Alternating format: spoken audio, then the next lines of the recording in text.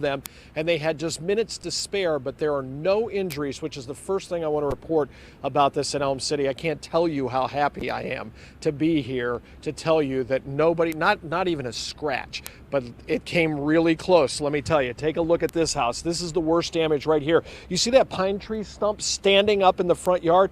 It was leaned over until they cut it away.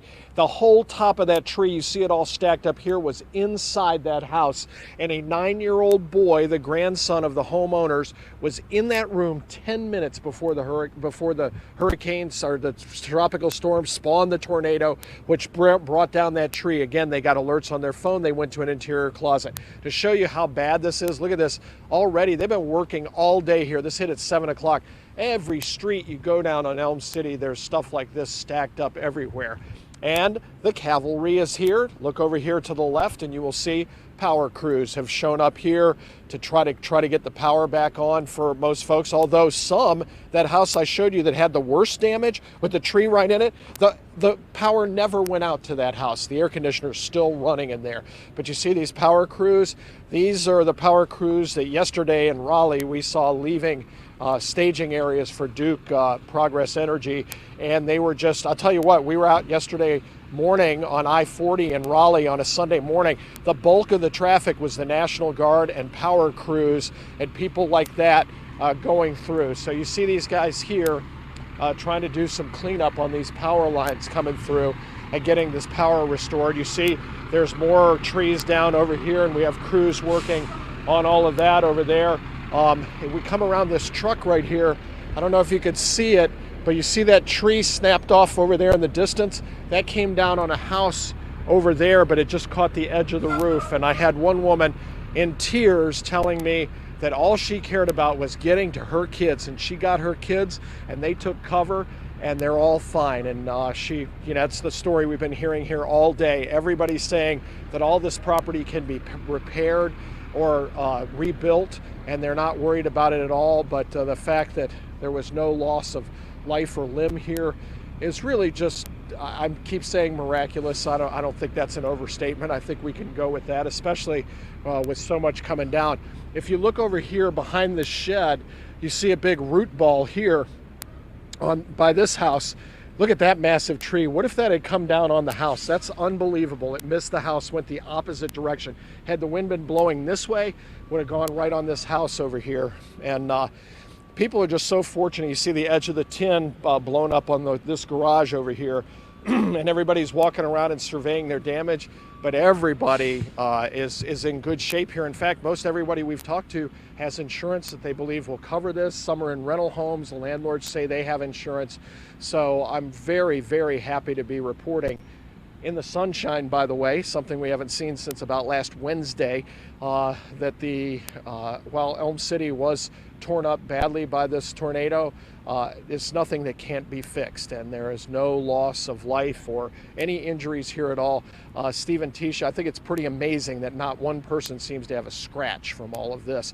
And by the way, it came and went like that. You know, our meteorology staff has been telling us all week that these things come up quickly, they're hard to see, they get out the warning and they're here and gone, and that's what everybody here says happened. And everybody is crediting the warnings and the alerts and the TV for getting to them and making sure they were safe.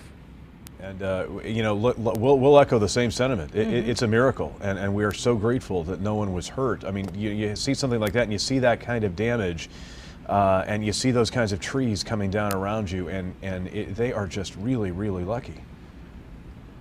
Yeah, I mean, absolutely. That 9-year-old boy in that front room, his grandmother had tears in her eyes when she told me, that she really, it was funny because she was kind of in shock. I think everybody was here. They came out, they saw what happened, and it took a while. It was like a delayed reaction before they realized, oh my gosh, that could have killed somebody. That could have killed our 9-year-old grandson. So we are just super, super grateful and super happy to be here telling you this story. Yeah.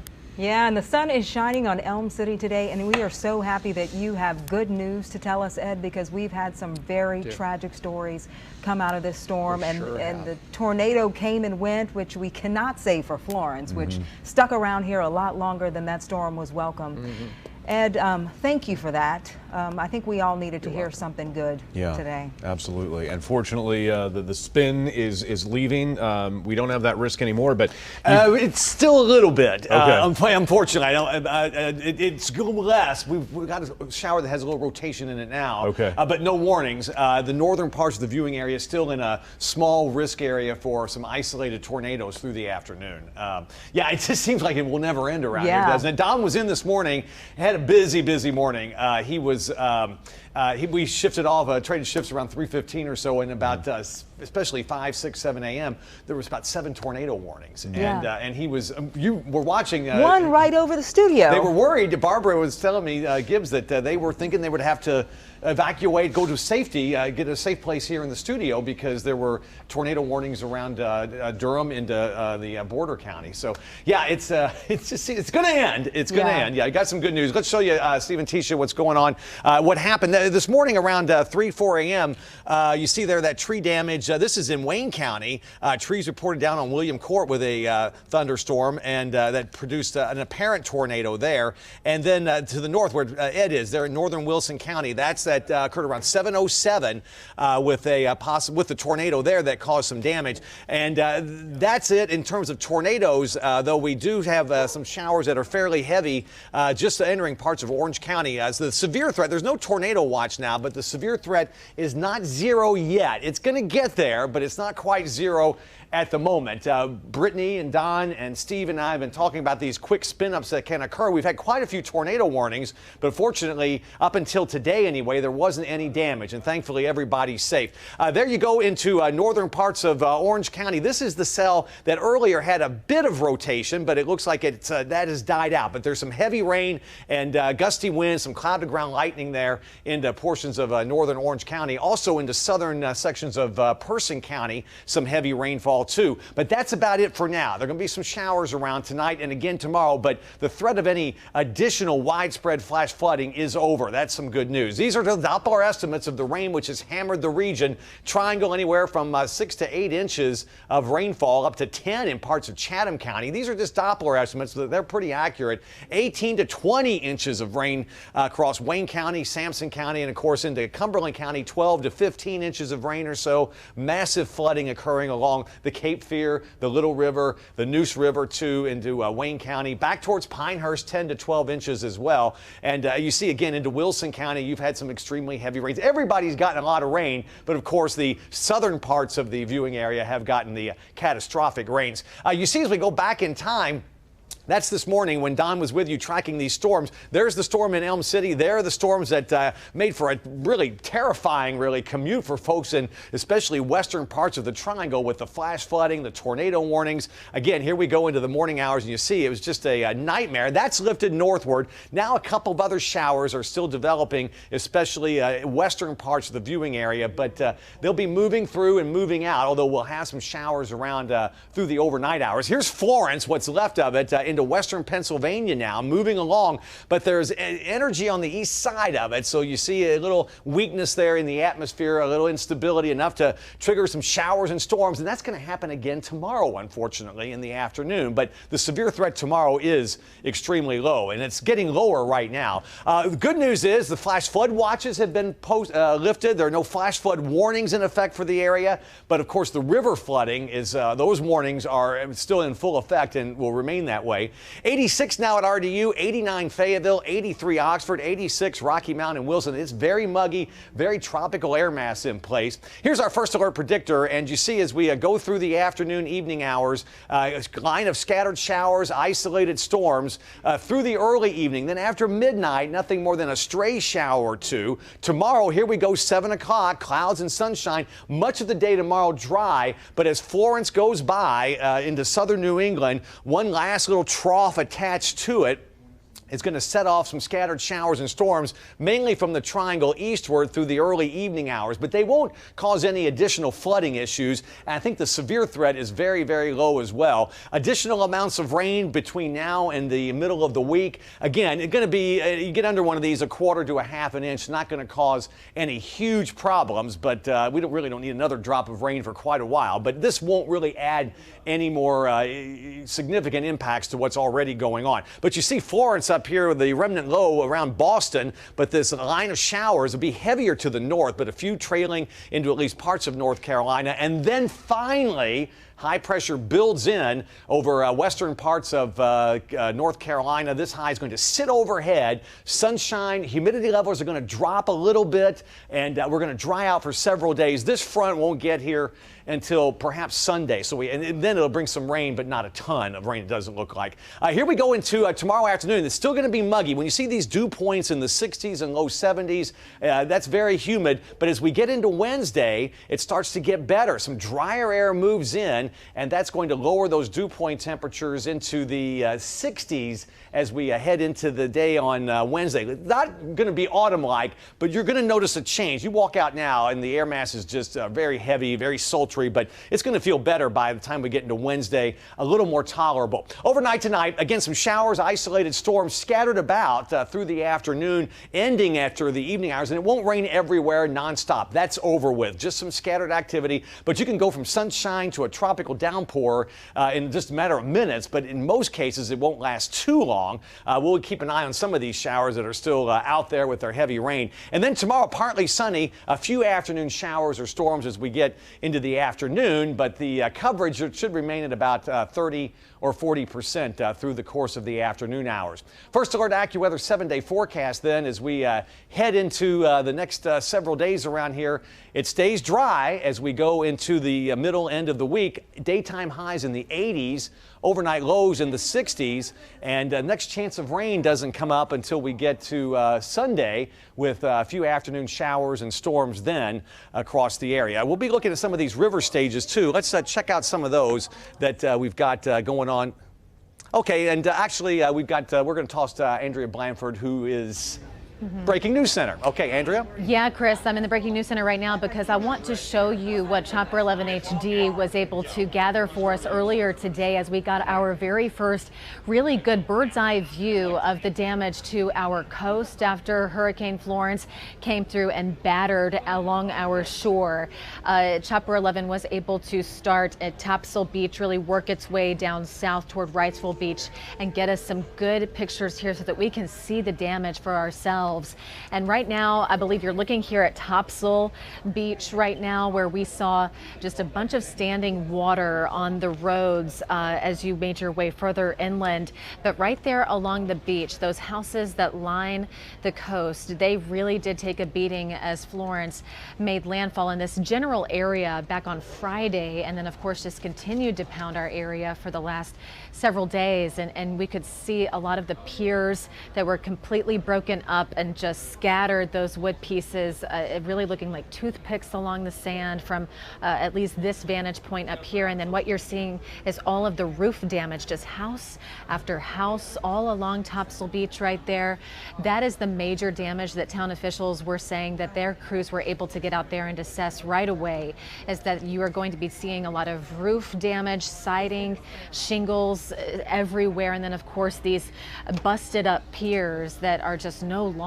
So the folks who do live and vacation along Topsail Beach, when they do get back, they will have quite the mess to clean up. And right now they're unable to get back to those homes because that area is only open right now to public utility crews, emergency responders, people like that who need to get out there and try to make this place habitable once again, because the power, we're struggling to get power up along many of our beaches along our coast, including Topsail.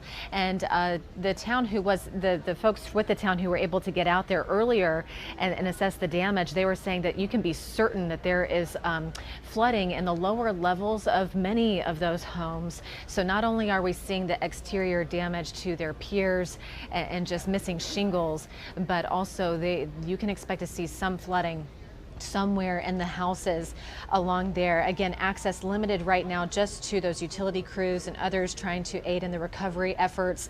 No re-entry for the public just yet. As soon as we get a word on that, we will pass it along. And our chopper did actually make its way down farther south to Figure 8 Island as well. So let's give you that view right here. Chopper 11 over Figure 8 Island earlier today.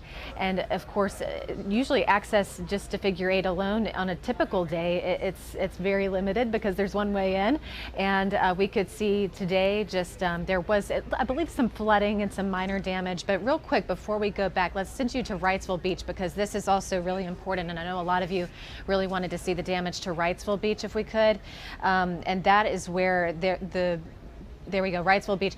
The police department, they really thought they were going to have a chance at getting folks back on the island today, later this afternoon, but as soon as power was restored for a short time, the police department saying that some transformers blew this morning, and so they really did miss their opportunity to get folks back out there. They're having to deal with no power, also low water pressure, which is pertinent for the firefighters' capability if there should be an emergency. So right now, access very limited on Wrightsville Beach as well. We're going to continue following conditions. I'm sure they will continue to change as we've seen, and we'll bring you those updates as we get them. Guys?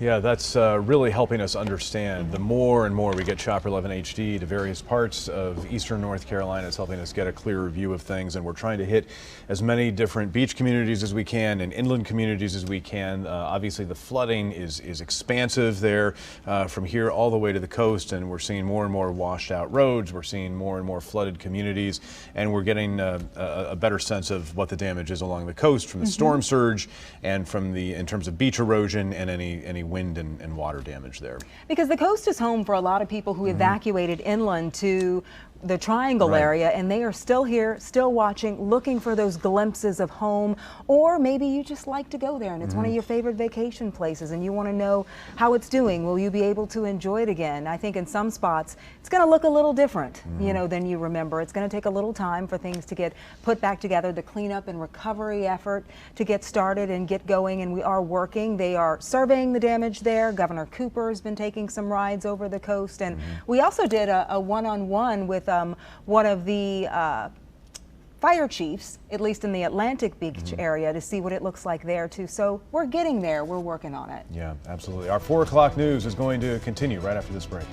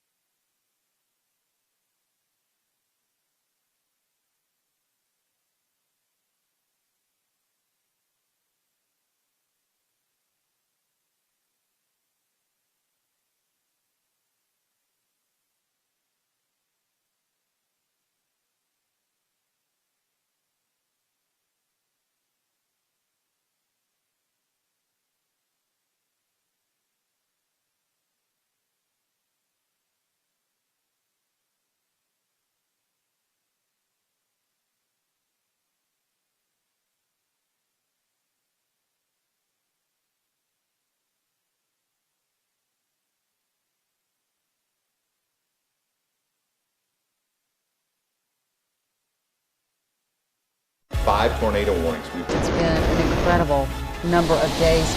We've just rewritten the history books. The Coast Guard rescuing flood victims, asking residents to please seek higher ground. I downloaded the app and I've been following all of your team. Water levels continue to rise. Up until Floyd, we had never seen anything of this nature. I could be dead. It was that close. Band after band of very heavy rain. We got each other and we're going to go pull through. We knew we had to go above and beyond. Everybody pulls together and just makes it through this together. You're watching ABC 11 Eyewitness News. Now at 4, dangerous weather continues to pound North Carolina. Good afternoon. I'm Tisha Powell. Hi, everyone. I'm Steve Daniels. We are continuing our special Eyewitness News coverage showing you the aftermath and the impact of Hurricane Florence, and from the coast to the mountains, the remnants of the hurricane, delivering what we are really hoping is the final punch today. We want it all to get on out of here. We do. A confirmed tornado touching down in Wilson County, and our swollen rivers bursting their banks, flooding more homes today. Here are the latest headlines off the top of the 4 o'clock hour. The number of people killed by Hurricane Florence is now 17, including this little boy right here, a 1-year-old. He was swept away in the floodwaters when his mother went around a barricade in Union County. More than 1,200 roads across North Carolina are closed. 356 of those are primary roads, including sections of I-40 and I-95. And more than 2,600 people have been rescued, including 300 animals. And at last check, there were just under 451,000 power outages across North Carolina. And it will be another day out of school tomorrow for thousands of children in Central Carolina. Cumberland, Johnston, Harnett, Wayne, Lee, Hoke, Sampson, and Wilson County schools will all be closed. Wake County schools will be open tomorrow. Again, Wake County is on a regular schedule and reopens tomorrow. And this is the reason why. In Cumberland County, the Little River and Cape Fear rivers both jumping their banks, homes and buildings surrounded by floodwaters. Officials in Hope Mills keeping a close watch on the Hope Mills Dam, hoping that this newly built dam will hold. And let's show you some of the latest video we have coming in from the coast right now. We're getting our first look at the damage in the Topsail area, and it's pretty significant, as you see here. We had Chopper 11 HD showing us some of the damage there, some of these battered beach homes. This is North Topsail. Some homes actually kicked off their moorings. You can see some roof damage there from those winds that moved through. Topsail, North Topsail is still closed today, and that is the first look. There's the pier there as well. We're getting our first sense of those really strong wind gusts that came around when Florence made landfall. Some of those wind gusts in excess of 100 miles an hour, and that is the impact on some of those older homes there on Topsail. And we have some more video coming in right now. This is Chopper 11 HD flying over New Hanover County. This is over Carolina Beach today. Water is still covering parts of that very popular beach town. Carolina Beach did reopen to residents at noon today. The Snows Cut Bridge did reopen, so people are able to get in and get a closer look at the damage. But as you can see there, many streets in Carolina Beach are still flooded, so that's obviously making it tricky to get around. And the emergency managers there on that island there, Carolina Beach, Curie Beach, Fort Fisher, they are warning people not to go back unless you have some assurance that your power is on at your house and that the infrastructure in your neighborhood is working in terms of pumping out that flood water. But that is a first look there at what's going on Carolina Beach. That's really a lot of that is that flooding we saw from that heavy rain. Some of it may be the result of storm surge flooding there in those neighborhoods and streets coming in off the beach there. Our first look at what's happening, the southern beaches there in New Hanover County. And if flooding wasn't enough, a tornado touched down this morning in Wilson County, bringing down trees in Elm City, one hitting a house. A young boy narrowly escaping that tornado, that tree hitting the house. A 9-year-old boy was in the front room there where the tree fell down. Coming up, Ed Crump is going to give us a full report on that. Also, rain pouring, leading to flash flooding in the Triangle today. Vehicles in Durham submerged by that fast rising water. Evacuations ordered around the Eno River due to all of this torrential rainfall. You can see water filling up parking lots and a really swift current moving there, getting into cars. So a lot of flooding in the Triangle this morning. And we have live team coverage coming up for you this hour, showing this natural disaster that is being felt all across the state, the impact we'll be dealing with for years to come.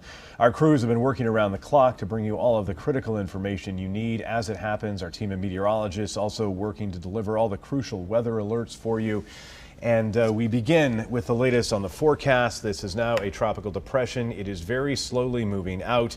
But Chris says there are still some lingering impacts right now. Yeah. Yeah, I know, really. When will it end, right? Yeah. But it is getting better. Rough morning. And we were talking about that yesterday, that the morning hours would be, the heavy rain would be an issue. And then Don here this morning, when we handed off shifts around 3 this morning, and he was tracking those 7 tornado warnings that occurred this morning, and that 1 touchdown in Wilson County, which caused that damage. But we've got just a little bit of activity now on First Alert Doppler radar. But this is a heavy thunderstorm. Now we're getting into the unstable atmosphere with thunder and lightning, but this is just north of Hillsborough and then stretching up into southern Person County. There's no warning for it, but we are watching it. There's been a couple of signs of very weak rotation, but there's no tornado warning now. But there is very heavy rain, gusty winds to 40, cloud to ground lightning, more like a summer storm there, moving to the northeast, a little bit there into Alamance County too, and some lighter showers. Still have some heavy rain though, but they don't last too long. It's moving along at about 25 to 30. That's over western Moore County, and some moving potentially into sections of Scotland County. We'll show you a predictor because that activity will track on to the east during the afternoon. Rainfall amounts again, even near the border, been up 7-8 inches now on some places. You get back towards Henderson, and to the east, a lot of spots there are lighter. But around the triangle, back into Chatham County, anywhere from about 4 to 8, 10 inches of rain in some spots. And then the massive rainfall, which has caused the catastrophe across the Sandhills and the southern coastal plain, which southern coastal plain, when you hear these terminology for this region. You know, Sandhills here centered around Cumberland County, but when you get into Wayne County, Wilson County, that's the coastal plain. It flattens out the land there as it goes towards the ocean. Raleigh-Durham area northward, that's considered the Piedmont, where you start to get higher elevation and more hills, obviously, around the triangle. When you hear us talk about these different areas, that's what we mean. But look at these rainfall amounts again across the Sandhills, southern coastal plain, 10 to 20 inches of rainfall from this storm. It is getting better. The risk today is small, but you see here in northern counties that small risk for an isolated tornado. There's no watch in effect, but the highest risk is shifting northward with Florence, but we'll watch that through the afternoon and evening. Again, no huge issues at the moment. Here we go as we get into the morning hours again. Tough commute, especially Durham and points north and west.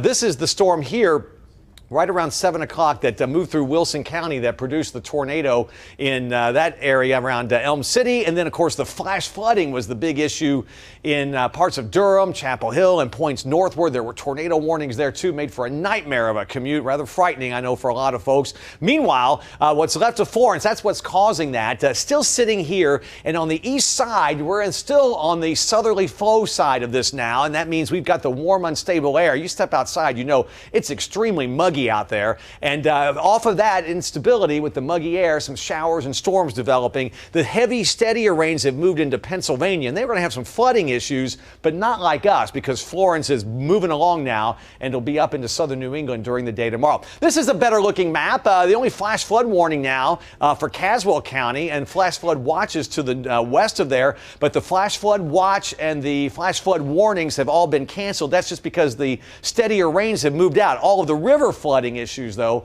that remains. At RDU right now, it's 87, so now that the sun's back, it's warming up quite a bit. It's getting summer-like again. 89 in Fayetteville, 81 Roxborough, 86 Rocky Mount Wilson. Here's our first alert predictor, picking up these scattered showers and storms to the west. They move eastward as we get into 6, 7 o'clock, so we'll be watching for some locally heavy downpours in spots. Again, not going to be everywhere, but you get under one of those and it drops a quick inch or two. With the ground saturated, there could be, again, a little outburst of some flash flooding in an area or two, but not the widespread stuff we've had the last few days. 11, 12 o'clock, a lingering shower, but things should settle down and a fairly quiet night for a change. Then we get through tomorrow, midday, a partly sunny sky. And then as Florence moves across southern New England, a trough trailing from that, sort of like a mini cold front, but not quite, comes on through, and it'll set off some scattered showers and a few storms through about 11 or 12, especially triangle eastward.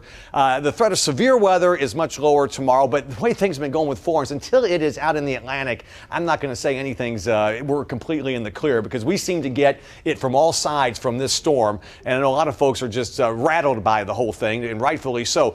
Quarter to a half inch of rain. This is just sort of a general rule. Some areas won't get any rain at all the next couple of days. Others will pick up a bit more in these downpours. Of course, now the ongoing issues are going to be the river stages. Nothing much has changed since yesterday in terms of the crests of the river. Lillington, the Cape Fear River, tomorrow cresting at 25 feet. Lumberton, almost there. It's 24 feet last check.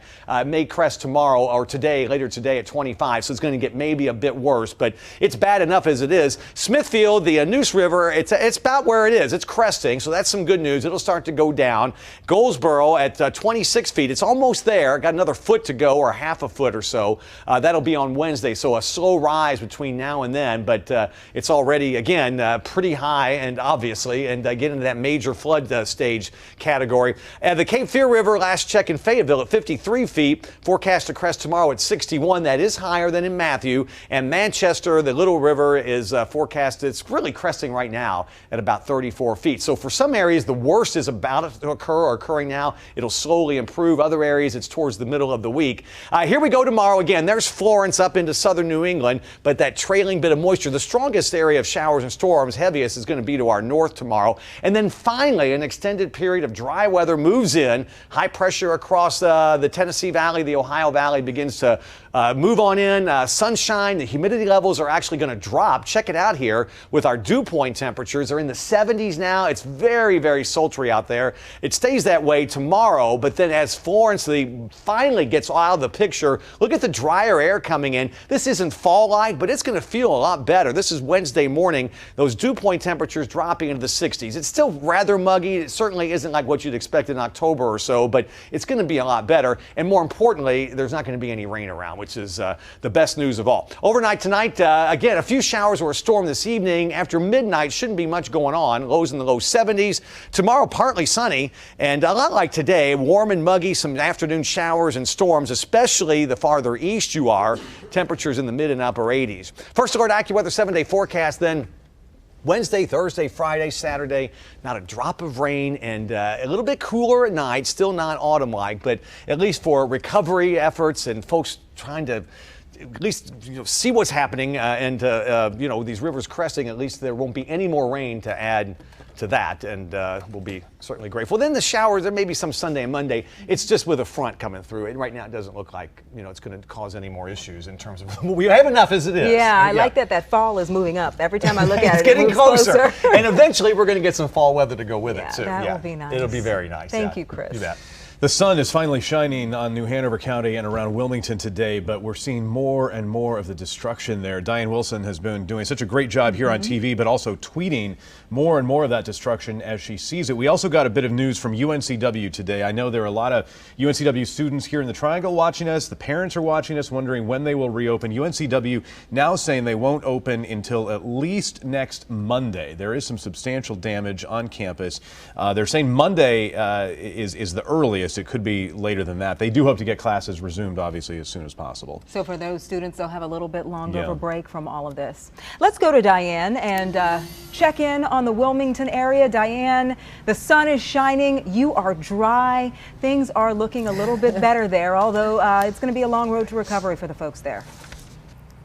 You know, things are looking better. The sun is shining. It is very hot out, but a long road to recovery. We are here in the north part of town, the North Chase subdivision, and this area had water rescues and a lot of flooding into homes. Take a look. This is a home here. You can see the water level. This is how high the water level got. This was the second band of round from the Friday late night into early Saturday morning. That's what this did. It flooded at first down to here, the homeowner said, but then the second band we got here, Florence, all the way up to here. And the homeowner here is joining me, Shannon Lanier.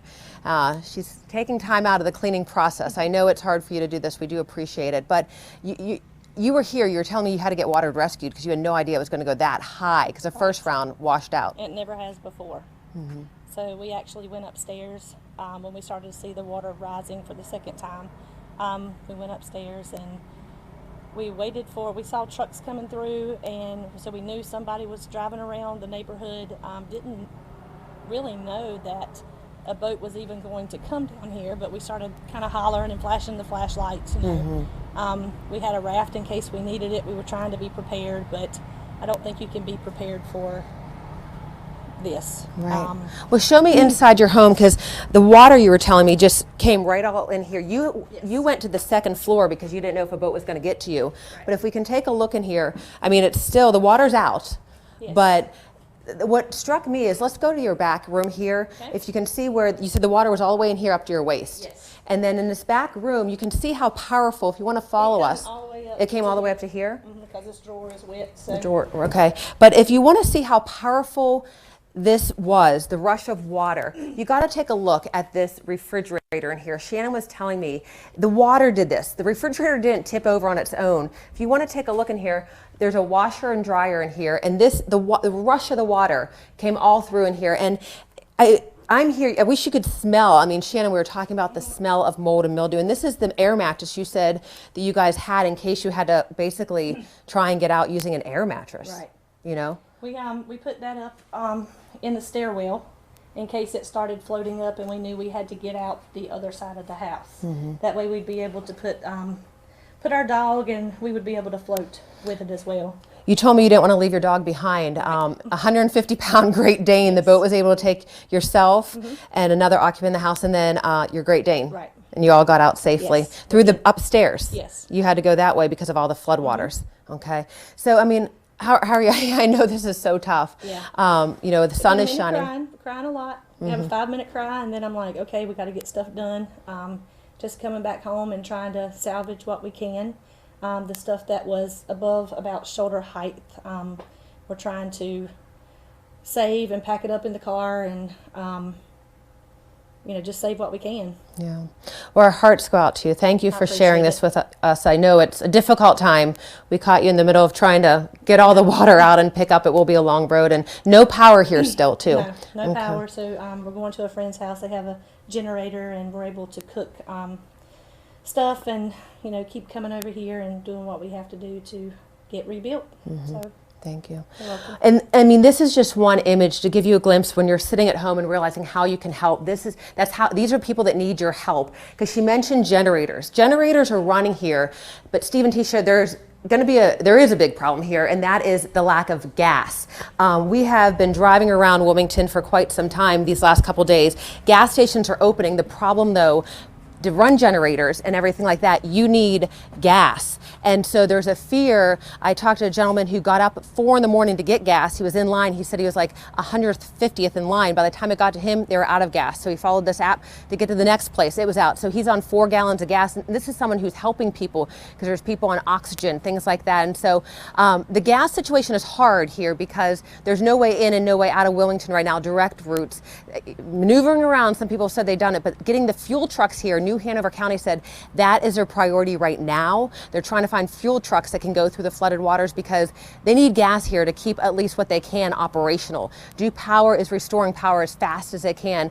This area here, this subdivision, does not have power because, as we've been showing you, the trees throughout are down massive here in Wilmington. So it's serious here. While the sun's shining, while the rain has stopped, I mean, if you have this much water in your home, the insurance adjusters aren't coming out. You know, we asked her if she's had anyone in the home yet, and she goes, no, they can't get to us. The smell, the mold, the mildew. She has a gas grill, however, that actually caught on fire, she was telling me about, with all the rainwater. And so it's a tough situation they're dealing with here in Wilmington. And I know that, you know, there are drives out there trying to get money, and so this is who you're going to help. This is who your donations can help people like this. I found this was interesting. This is a bench that was on her porch, she told me, right here.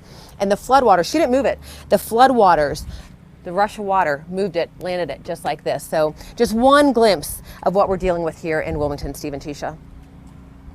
And Diane, that's why we're putting together a big relief effort here at ABC11, and we'll have details on that coming up in just a few minutes. Wow, I mean, seeing Shannon and what she's going through, and it's obviously a tough situation. We want to talk through much more of this, what's happening in Wilmington. There's so much more to cover, but Chris has an urgent warning coming in for us right now. Some breaking weather, Chris. Yeah, fortunately it's not a tornado warning, but it is a severe thunderstorm warning, Steve and Tisha. Let's go to First Alert Doppler radar. Those storms we just showed you a moment ago, National Weather Service in Raleigh has issued a severe thunderstorm warning for northern Orange, extreme northwestern Durham County, southeastern Person, northern Granville, and northwestern parts of Vance County until 5:30. You see those storms there across parts of Vance and, Person in northern Orange County, cloud to ground lightning and potentially 60-mile-per-hour winds. It's moving off to the northeast. So you just want to stay indoors until that passes. There's a lot of lightning with it. And we're monitoring it for any signs of rotation because we've had so many spin-ups, or at least some signs of rotation the last few days. Not much there now, but the last check, but we'll stay on top of that, Steve and Tisha. Again, that warning in effect until 5:30. All right. Chris, thanks very much. We'll see you again soon with more on what we can expect in the days ahead. And our coverage is just getting started here on Eyewitness News at 4. Stay with us. We'll be right back.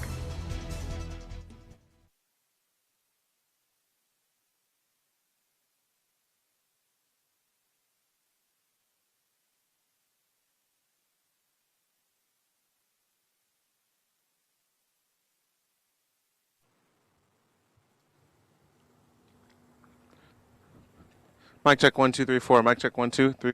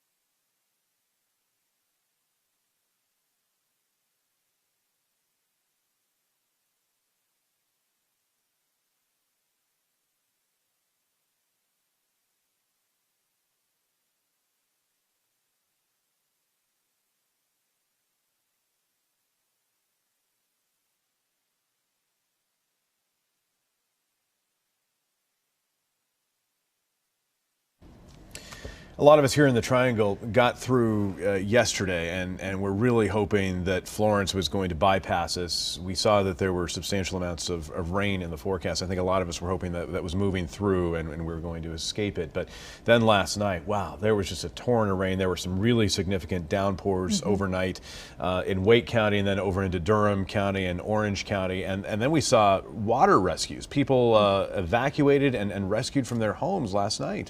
This storm has really affected so many parts of this state. People had to be saved from their flooded cars. Buildings were inundated with water and flash flooding, leading to an order to evacuate around the Eno River. All this happened just yesterday. DEJUAN HOGGARD is live in Chapel Hill on South Estes Drive near Fordham. DEJUAN, are the water levels dropping there? Because I still see quite a bit behind you. Yeah, quite a bit of water behind me, but yes, to answer your question, the water levels are beginning to recede quite a bit, and you can kind of tell just with the mud that's down here on South Estes Drive. And Dave, if I can have Dave kind of shoot up a little bit, you can see a playground back there. Earlier this morning, kids weren't allowed to use that playground because it was largely underwater. Now, thankfully, as we said, the waters have begun to recede here, but just to kind of give you an idea of exactly where we are, to my immediate left runs Bowling Creek. It's right on the other side of these of this brush here. And just kind of walking up along the creek, you can kind of see just how much the water level has risen. And just as you watch this water flow, all of this is overflow from Bowling Creek. just a short while ago, we had Chapel Hill Fire and Rescue. They came down this road, and I stopped them. I said, hey, guys, where are some other problem areas here in town? They say right here is pretty bad. It's probably the worst in the town as of now, but worse than this was actually a couple hours ago over at the Eastgate Shopping Center, and we passed by on our way into Estes Drive, and we saw the entire parking lot of Eastgate. You can tell that that entire parking lot was underwater and had been for quite some time. And even finding our way here, we ran into University Place. We saw sandbags up against a couple of doors over there. We also saw that a lot of that parking lot had been underwater. But just walking up along this creek, you can just tell how this water is continuing to flow. And thankfully, because the water has receded since this morning, this water now has a place to go. But for all these folks who are in this apartment community here, those folks, they weren't able to leave this morning because of the water and how high it was. You can kind of tell where the water is and how close it is to that parking lot. But definitely this morning it certainly created for a pretty nasty and wet situation. And speaking of wildlife, since we've been here, we've seen a couple of fish here in the water, a couple of crayfish also going along the water. So definitely all of the wildlife that would call Bowling Creek home, now calling South Estes Drive their home because they are being forced out of the creek and right next door to where all of these folks here live. So the good news is around the town of Chapel Hill, problem areas that the town spoke of earlier today, a lot of those problem areas are becoming a lot more manageable and the water is beginning to recede, much like this neighborhood here, and probably to the delight of all these folks back here in this apartment community. Steve and Tisha. Yeah, what a tough night it was for them. As the water was rising, they were getting knocks on the door, being told to evacuate immediately, some people being rescued. Glad to see the water is receding, but now the cleanup begins there. DeJuan, thank you very much. And not far from there on the UNC Chapel Hill campus, actually not on the main campus, down the street from the main campus, we're learning that shelter for the hurricane evacuees is now full. Our news gathering partners at the News and Observer reporting the shelter reached its capacity of 500 people overnight last night. They are thinking that some people will leave so the shelter won't have to turn people away. But this is what it looked like when Governor Cooper was there, along with the First Lady Kristen Cooper and the DHHS Secretary Mandy Cohen, greeting some of those families. The shelter opened on Saturday. And what they've been doing is they've been consolidating other shelters that have been open at high schools. They've been closing those, and as schools try to get back in business and get the kids back in schools, they've been trying to close those shelters and consolidate those people who need to be in shelters at UNC Chapel Hill. So they've done a great job. This is at the Friday Center, and you know, if you've been to the Friday Center, you know it's a conference center. It's a place where they normally have conferences. They have ballrooms, but they've set up cots in these various ballrooms in there, and they have 500 people in there. It's really a very nice facility, a nice building. I know they're doing a nice job taking care of everybody. We've also heard stories that they have these areas in there for kids, so the kids are feeling comfortable. You see all those families there greeted by the governor over the weekend when the governor stopped by to say hello, and so the kids there are in good shape. They're you know, they have activities for the kids, and they're trying to keep the families as comfortable as possible during this very difficult time. Let's hope the people who had to be transferred there are as comfortable there, or maybe it's an even better situation than they were in. Yeah, absolutely. Well, if the flooding wasn't enough that we're dealing with here in the Triangle and the coast and in some of our other counties, a tornado touched down in Wilson County today. A viewer sent us this picture of the funnel cloud in Elm City this morning. Yeah, and there is damage there on the ground left behind by that tornado. Our crew's finding trees down, one actually landing right on top of a house with people inside. And if you've been watching the coverage from Ed Crump there in Wilson County this afternoon, you know that those people, that family, those neighbors calling this an absolute miracle that no one was hurt. And Ed is joining us live now with the latest on what people are saying there in the neighborhood. And the sun is shining. This thing is moving on past them, but they're still talking about what happened early this morning, Ed. Yeah, they are, and they're trying to get everything fixed up. This is a sign of the times here in Elm City. This big black tarp covering a massive hole put in this home from that huge pine tree right there. You see the stump standing up. It was leaning over earlier. When they cut away the top of the tree, it stood back up so that It was out there in the yard, and that's when they started covering everything up. As you see, the debris is piled up all right here behind me. There is quite a poignant story here about the 9-year-old boy who was in that front room 10 minutes before the tornado hit. Listen to him and his grandmother. We heard all the phones going off, so me, my grandma, and my grandpa, we went into the closet and we heard the tornado coming through. At first it was loud, and then it got quieter, and then it kept coming closer and gotten louder, and then we heard a loud crash, and it was a tree that came onto our house. Could you actually feel it? Yes. Tell me what it felt like. It felt like the house was vibrating. I think we're very blessed that we were looked after. God looked after us, and that house can be replaced, it can be repaired, but this little fellow right here, that's what means the most, that we're all okay.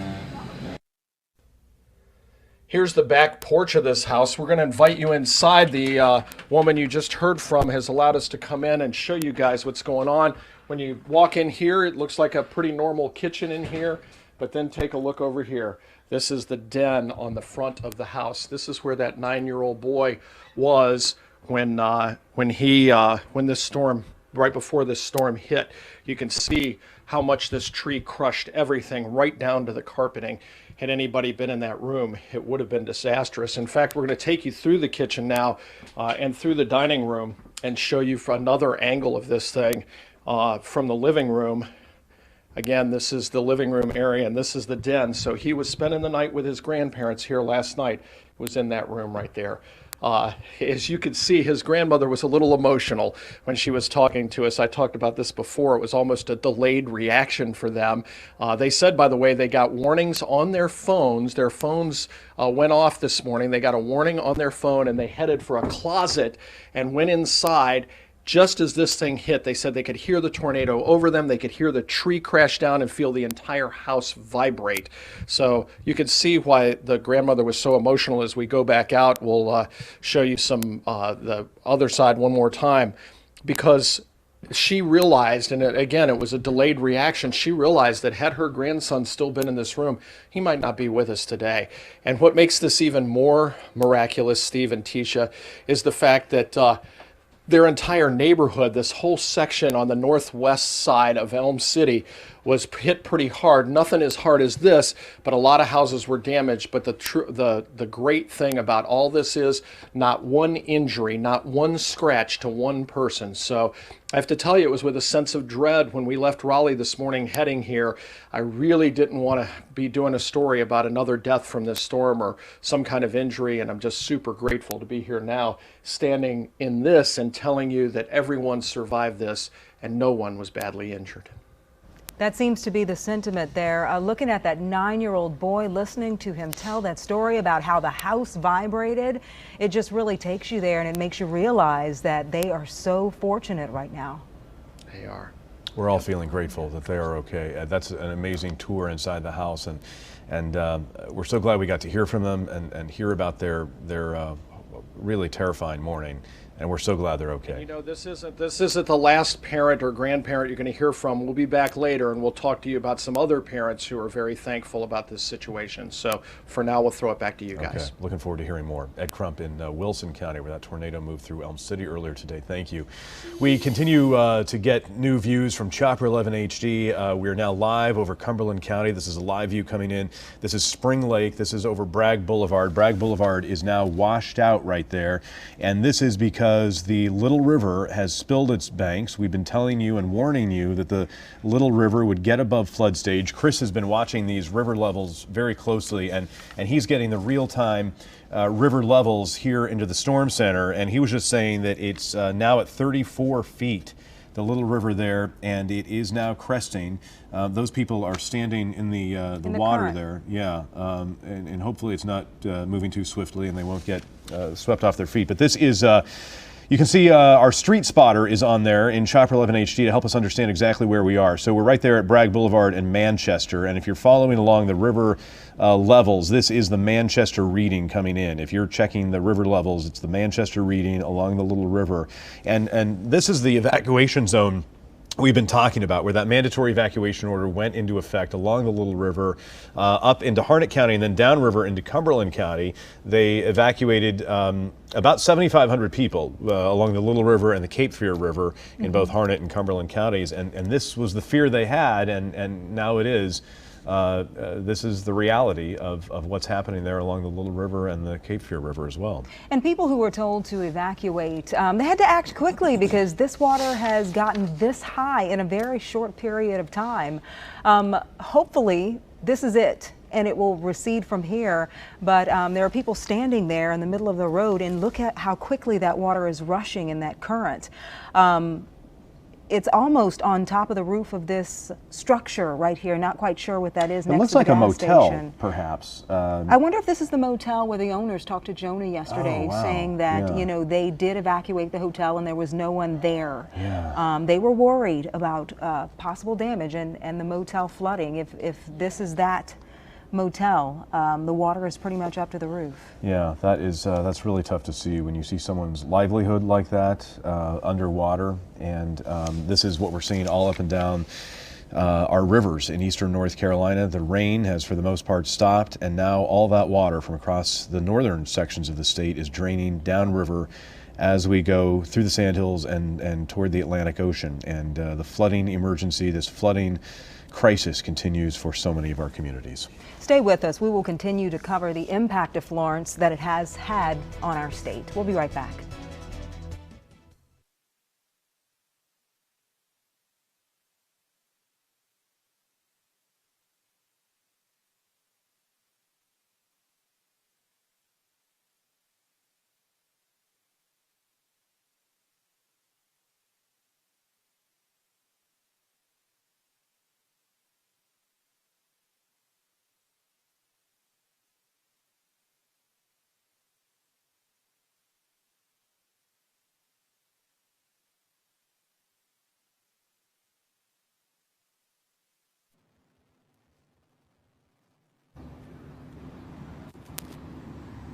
I'm probably gonna have you go maybe off the shoulder, kind of show there's other stuff downtown.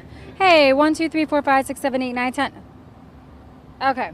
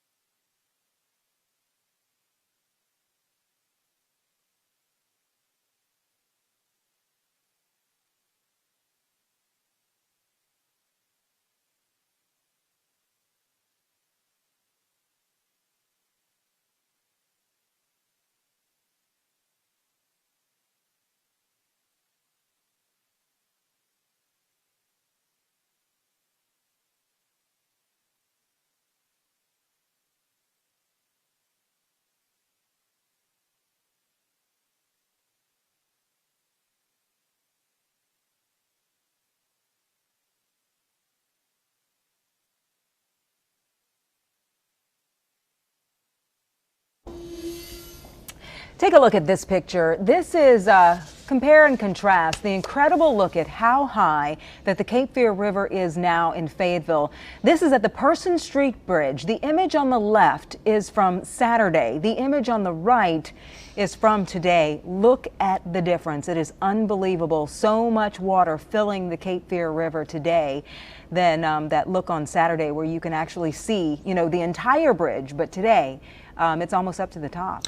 That is really helping us tell the story. And, you know, you think about that, that's not just like a pipeline. That is not just a river, you know, in a contained environment. That is going out potentially, you know, for at least a mile around, that water from the river. Feet higher. Yeah, all the way around. I mean, that's why this is so catastrophic and so devastating for so many communities right now, and why we continue staying on the air with our special coverage here on Eyewitness News as this flooding emergency continues.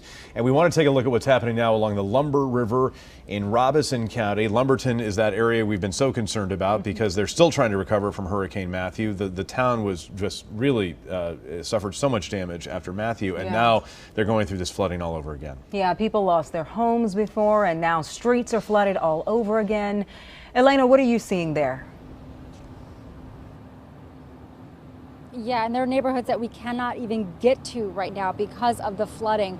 But we know that the Lumber River crested this afternoon. An official telling me that it happened around noon. It came to about 25 feet, which was the same level as Hurricane Matthew. So let me show you what the water looks like right now. This is a live look at the Lumber River. You can see that water just gushing right now where we are, this bridgeway. And just off in the far distance, there is some serious work underway. Crews right now are trying to pump out the water. An official telling me they have about 15 pumps going, and it's helping just a bit to bring those water levels down. But a serious concern for that official who tells me that on Saturday, the river really is only expected to go down to 21 feet. So that's still a good deal of water for this community here. I asked, and I'm being told there aren't any rescues that officials know of right now. For the most part, people are trying to still evacuate. There isn't a mandatory evacuation here. And one gentleman I was speaking to in town says the biggest problem for folks is that it is hard to find gasoline right now because there are no businesses that are open. Everything is shut down. Let me show you a little bit of what's happening right over from where that work is underway. You can see some officers are out in the streets right now diverting traffic. Roads are closed. They are shut down. This is at the intersection of 5th and Water Street. A lot of folks coming up to these officers kind of asking for directions on how to get out of Lumberton. It is incredibly difficult to get in and to get out. For us, the only way that we found that we could get into Lumberton was by way of Rayford, taking 211. That was really the only way we could come in. We had tried initially to come from a bit north from that, from Fayetteville, and it was just impossible. So we had to go west, only to go back down south again. But there are very few people out, not many businesses, and one resident I spoke to who actually guided us into downtown says folks having a lot of problems getting a hold of gas to evacuate for the flooding that is expected for the days ahead. I'm being told that more than 1,100 people have already left. There were several rescues last evening, but again, none that we know of today, none that he knew of today. So they are in for a few days of problems here. The water level is really not expected to go down by much, but the efforts are underway to at least try to mitigate the problems as best as possible. There are crews trying to pump out water right now here along the Lumber River. Steve and Tisha. Elena, I was just looking at the flood gauge there for the Lumber River, and it is now at, according to the real-time flood gauge, it's now at 119.7 feet, or that's the reading I'm getting, 119.7. They say major flood stage is 114.5, so it's 5 feet above flood stage there. And are you getting any idea when they're thinking the river may crest and things may start improving? I think that officials are hoping that they improve, but right now they're trying to work. Okay, Elena, sorry, we just lost your microphone. It was kind of going in and out. I think we've got you back. Go ahead. You got me back. Okay. Yeah, I mean, Matthew is still on many people's minds. I was in another area of Lumberton, just off of 211 a bit ago, and I met a man who was canoeing back and forth to his house to pick up extra items that were in his home. And he tells me that some people decided to stay there. They had rode out Matthew in their homes. They decided to stay a second time around. So although there are serious flooding concerns, not everyone is heeding the warnings, but many people are still trying to evacuate. We saw heavy traffic on 211 heading toward Rayford as people could get out of Lumberton. So the water level is certainly on many people's minds, and the flashbacks of Matthew and what that meant to this community. That's the view right now in downtown Lumberton. Elena, thanks. As you get a greater sense of what's happening around Lumberton and Robeson County, check back in with us and let us know. That really is the problem we've been hearing about in so many counties. There are communities that are becoming isolated now by floodwaters. They're essentially becoming islands because so many roads are getting flooded and you can't get in or out, which is a really frightening situation for people as they're watching the river levels rise and wondering and waiting to figure out when they should leave. All of a sudden their community can become an island like that and they're trapped. And that's the important part about the mandatory evacuations in those areas, because you don't want to have an emergency, a health emergency or something, and you can't get to a hospital and the EMS workers can't get to you. And that's a huge concern, because what if you run out of food? I mean, something as simple as that. It's not good to be trapped, but that's what's happening to a lot of these communities. Yeah, Elena is talking about around Robeson County, the difficulty getting in and out, and one of our other reporters, Michael Perchik and his photojournalist are working their way toward Lumberton right now. They're trying to get in there, and they're encountering the same troubles that Elena is describing in and around Robeson County right now. Yeah, Michael Perchik, he is in Breaking News 1 for us today. What road are you on, and what are the conditions like on the highways you're traveling on, Michael?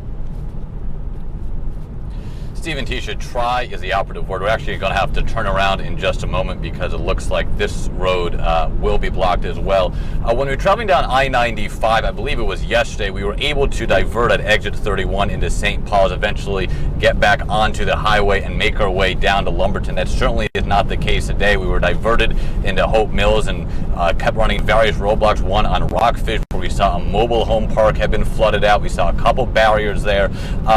You know, it's obviously very difficult from our hotel in Fayetteville down to Lumberton. It should take about 45 minutes, 50 minutes. We've now been in the car for more than 2 hours, and I don't have any more confidence that we're really any closer. You can take a look right here. This is what we're looking at, and you can see water is over this roadway. Some vehicles opting to go around the road closed sign. But this is kind of what we've been encountering. The road closed barriers or authorities kind of posted up on ends of these roads here. It does appear the water, while there is standing water, it does not appear the water is as deep as we've seen in other areas. But the concern is that it may be closed just for this section. You can go 2 blocks down and the water gets really deep. So you do see some vehicles right now making their way through the road closed signs and making their way through the standing water, but it's becoming very difficult the closer you get to Robeson County and Lumberton, certainly in parts. As we were driving through Hope Mills, we did see a lot of people out on the roadways. We did see businesses open. We did see some gas stations open. We saw parking lots that have been empty the past few days, filled with cars, so there is some good signs there. We actually saw a gentleman fishing at Hope Mills Lake, so I'm sure he was happy to get outside for the first time. But the concern is for folks who are trying to make their way down there or make their way back up here. The closer you get to certain areas, businesses are closed. There is that feeling of isolation, like you mentioned. Gas stations are without gas, so you may think you can make it looking at a GPS, but once you get out there, you may realize you start getting diverted. We've already had to stop for gas once. My guess is we may have to stop for gas again before we even get to Lumberton. So certainly a concern. It's not only getting there, it's making sure you have enough gas to get there, and a lot of circuitous routes. And I think, Steve, you mentioned a couple of days ago using the Waze app, that user-generated content where drivers try to assist each other with these roadblocks. There's so many roadblocks right now. So many instances of water rising over roads. Again, we see a driver just going right around the road closed sign. That it's becoming difficult even to trust some of these apps. We've been using a variety of different GPS technology apps here to try and see which one has the most updated or accurate information. And quite frankly, we've been looking at the apps and been getting different information from people who are on the roadways. So it's difficult to trust and kind of gauge how long it can take to get from one point to another. Again, what should be a 45 or 50-minute drive, typically from our hotel in Fayetteville down to Lumberton, has now been more than 2 hours, and according to the GPS, it'll be another 45, 50 minutes, and that's if the GPS is accurate. So certainly we're having difficulties getting in. We are encountering a lot of these road closed signs. We are seeing some standing water, but again, we're also seeing people outside in more near the downtown areas of some of these communities, looking really for the first time to see what damage they have experienced. We've seen people cleaning up debris, some down trees in their front yards, on their property, business owners getting back to work in some of these downtown areas. But if you are planning on traveling on any of the main thoroughfares, any main interstates or highways, just be advised, a lot of it is shut down at various parts, and it may look okay for one block. You can get to the next block and be forced to pull a U-turn and turn back around. So again, you see some drivers right here ignoring those road closed signs, trying to drive through the water. This is not the deepest water we've seen by any stretch, and you see many of these vehicles have been able to get through it fairly simply. But it's not just this, what you see. We've seen areas where there's a road closed sign, the water doesn't seem too deep, we've taken a way around, and you get 2 blocks later and the water is very deep. So these signs are obviously precautions and warnings set up by authorities. It's not only what you see, it's the dangers that lie ahead. And state officials actually have been warning, Michael, you make a good point, that you can't depend on any kind of app technology, any mapping technology right now, because it's really changing by the minute, and that's not even the user-generated apps are not keeping up with things. So I think you're dealing with the same situation so many people are dealing with. It's becoming frustrating as they're trying to get back to their communities or trying to get out of their communities. You just don't know what you're going to find down any given road. Yeah, Steve, that's an excellent point. We saw state authorities a couple of days ago during a press conference really advise drivers who are coming in from out of state to try and get elsewhere to avoid North Carolina because of those issues. Trusting the GPS too much can lead to these issues. You can look at it, it says 45, 50 minutes, it could say an hour, you get down there, it's 3 or 4 hours, and with gas stations closed, it's just very difficult and very dicey to certainly get out on the roadways if you're trying to get any length of distance between a couple of cities. So especially from Cumberland County down to Robeson County, that's a concern we've been seeing. I'm going to flip the camera around right here for just a moment. There you go. So again, this is a look at what we're seeing right now in Rayford. We've traveled through Hope Mills. We were able just to do, to make the drive a couple of days ago in probably about an hour, 15, hour and a half, which is still twice as long as expected. But we were able to make it safely. Now we're at a point where we're approaching 2.5 hours. I don't exactly know when we'll get down there or what route we're going to be able to take to get down there. We're certainly going far out of our way to get to Lumberton, so there's not going to be a lot of direct routes between cities, between counties. So for folks who are on the roadways, don't necessarily look at the GPS and think, well, it's going to be 1, 2, 3, that simple. It certainly is not. You have to budget a lot more time for any trip you are going to make. And my advice would be, if you are on the roadways, if you see an open gas station, stop and fill up. If you have 3/4 of a tank, if you feel like you just topped up, fill up, because the closer you get to Lumberton and Robeson County, you're going to see that fear of isolation. You're going to see a lot of gas stations without gas, an issue we experienced as well. So we've seen gas in Hope Mills, we've seen some gas in Rayford as well. So if you are planning on trying to get down there, please fill up. But again, it's just very difficult right now to predict how long it will take for you to get from any sort of location here because of all these road closed signs and just kind of the changing conditions that we are seeing. Areas that may not have had standing water last night could have standing water now, or vice versa. So it's difficult to forecast how long these drives will take, unfortunately, for motorists out here this afternoon.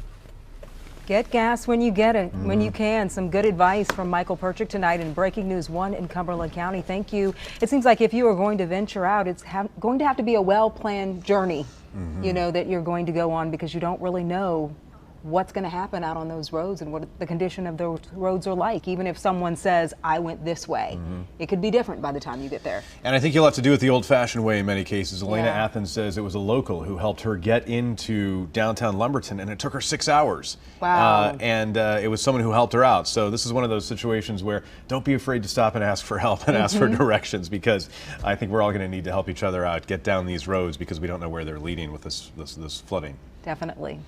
Well, so many of you are asking how you can help the victims of Hurricane Florence, and tonight we are launching the ABC11 Together Hurricane Florence Relief Drive, and this is a massive effort for everything needed to help get victims back on their feet so they can recover from the storm.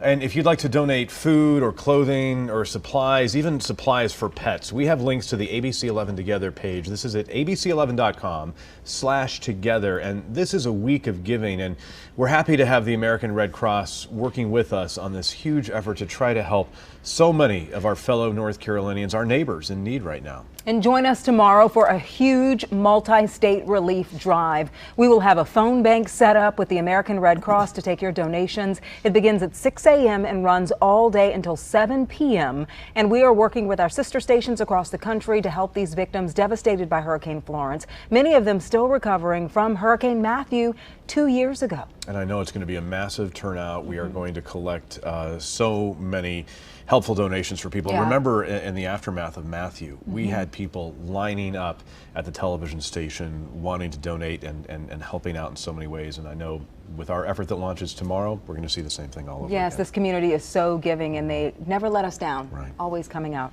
We'll be right back after this break.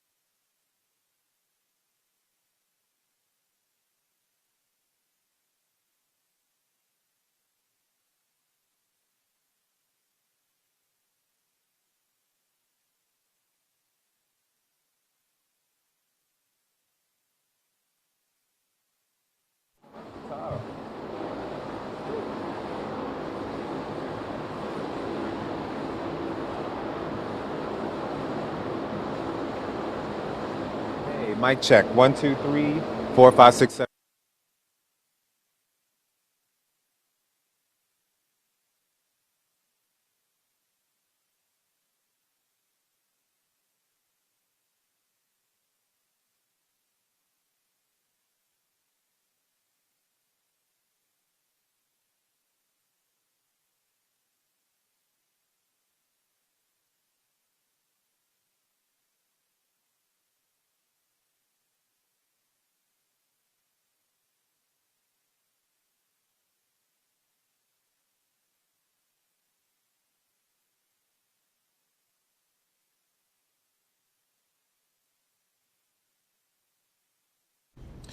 It was a really rough night last night for so many people in the Triangle. Really heavy rain in Wake County, and it moved over into Durham and Orange counties. And Florence pounded us in this part of the state with flash flooding and very heavy rain last night. So much rain falling so quickly. The impact of the tail end of Florence. Tornado warnings popped up this morning, bringing that heavy rain to the area, the flash flooding that damaged the Boys and Girls Club in Durham. Tim Pulliam joins us now live there. Tim, what kind of damage did they see?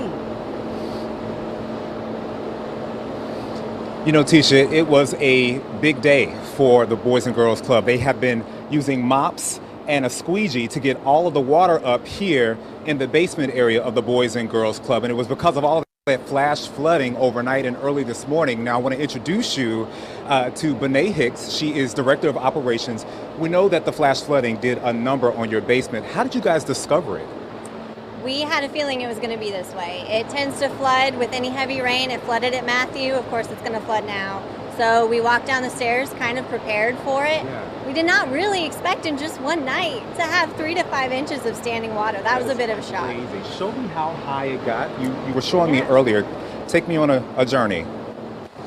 All right, so it actually got to about that bottom step there, the top of that bottom step. Oh my God. So, and that was through the whole building, all the way through the computer lab into the back offices. Right. And it was an all hands on deck situation with your staff, about 7 employees? Yes. We had about 5 to 7 employees just down here working from 8 a.m. to 3 p.m. in time for the kids to get here. And the kids got here around 2:30. Now, not all the kids got here from what I understand. We've been seeing some video of buses having issues with the flooding and having to turn around and that type of thing. I know you guys pick up some of the students. Did you guys have issues this morning or this afternoon, I should say? I think our bus driver was able to get around some of that, but we did have to miss some of the schools. They were out of session or released early, and then some of the kids didn't even go to school today. So we definitely have a smaller crew today. Gosh, and everybody is upstairs. Steve, Tisha, I want to show you where all of this water originated. So you can see the fans here to dry all of this water out, but if my photographer can follow me here, there's an incline right here. So when that flash flooding came through here, it just poured all the water down. And then Jeremy, if you could just take a look here, this is the drain, and you can see how small that is. So all the water could not go through that drain. And you can see that the Boys and Girls Club, they prepared for this. I mean, they have been in this building since the 70s, so it's an old building. So they say even with just a thunderstorm, you know, sometimes it floods. So they were prepared with sandbags and that type of thing, but it still, the water got through and into this building here. So much so that they have decided that they are going to leave this building. Tell me a little bit about that, Benet, the process and what you guys are doing next. Yeah, I mean, we love this building. It's been Boys and Girls Club for the last 50 years, but we do have some issues like the flooding every time it's a heavy rain. So we will be looking for a new space. This building is for sale. It's going to be a slow, thought-out process, and then hopefully the next space will flood a little bit less. And just give the viewers some perspective of what you guys use this basement for, because this is not just your regular basement, obviously. Right, yeah, we use it for our middle school and high school students. So we have about 40 to 50 kids who come here every afternoon, Monday through Friday, do their homework, do lessons, life skills programming. Gotcha. Benet, thank you so much. So it looks like the water is pretty much dried up at this point, thanks to the fans and all the squeegees and the mops. But what an ordeal that they had to deal with all morning and all afternoon. We're here at the Boys and Girls Club in Durham. I'll send back to you, Steve and Tisha. All right, glad to see they're drying out and cleaning up. Tim, thank you. Eyewitness News at 5 begins right now. From flooding to tornadoes, Mother Nature's unrelenting fury continuing to hammer North Carolina. Eyewitness News crews are there as families are rescued. How excited are you right now? I know they were stuck in a shelter. Tickled to death. What you talking about? I want to cry so bad. And surveying the damage of our southeastern beaches. Chopper 11 giving us the first look at Topsail, Wrightsville, and Carolina beaches. I know I was hydroplaning. I was trying to do everything I could. It just got worse. And a mother's grief after her toddler is swept away, becoming the latest victim of this catastrophic tragedy. I ran and told my grandpa, and we went into the closet. Running for cover as a tornado bears down this morning. Right now at Eyewitness News at 5, surveying the damage. Hurricane Florence, now a tropical depression, has claimed 23 lives so far. And days of rain have now pushed our rivers to very dangerous flood levels. Many roads are covered with water and they are absolutely impassable. Sections of North Carolina are cut off by floodwaters. And then today, the tail end of the storm spawned tornadoes. Still more than 400,000 people are without power in our state. And it will be another day out of school tomorrow for thousands of children in Central Carolina. Cumberland, Johnston, Harnett, Wayne, Lee, Hoke, Moore, Sampson, and Wilson County schools will be closed. Wake County schools will be open tomorrow. Again, Wake County schools will reopen tomorrow on a regular schedule.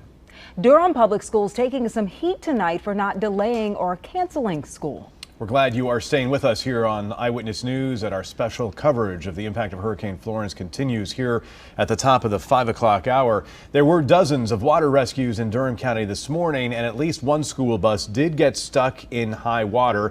Eyewitness News talked to the Chief Communications Officer for Durham Public Schools. Mark Armstrong is in the Breaking News Center with that story here at the top of the 5. Mark? Yes, Steve, the Durham Public School System going on the record tonight admitting they made the wrong call by not canceling classes in the midst of this morning's flash flooding and tornado warnings. That led to scenes like this, a bus that was forced to try and turn around because of flooding near Mud Creek and Pickett Streets. Instead, it ended up getting stuck in a ditch. Now, needless to say, Durham Public Schools were faced with a swarm of phone calls questioning the decision to remain open, a decision that was made yesterday in consultation with city and county emergency officials. We heard from families, we heard from parents, we heard from teachers, and they were not happy, and we can't blame them. We had no information that indicated that things were going to get as severe as they did when our buses were on the road. The difference here today was that the weather turned out to be so severe, the flooding so widespread and so unexpected that, it turned out to be the wrong call, and for that we're very sorry. And Sutter continued to say the best thing they're doing is just reevaluating the entire decision process so they make a better decision going forward, guys. Mark Armstrong with the details coming in from Durham Public Schools on their decision today to continue with the school day. And we were tracking that here in the overnight hours, a flash flood warning for Durham County and other parts of the Triangle when there was very, very heavy rain. It was some pretty scary weather. Chris Holman is standing by to tell us about what happened with the tail end of Florence. It dumped a lot of rain very quickly. Yeah, it started around 2:30, 3 o'clock because Don Schwenner and I were switching off around 3 a.m. and he's typically in about 2:40. And his commute into Durham took about twice as long because of the very, very heavy rain already in parts of Durham County and Western Wake. And that flash flooding continued through the early morning hours. So flash flood warnings were up throughout the night for the Triangle because of that rain band moving back in.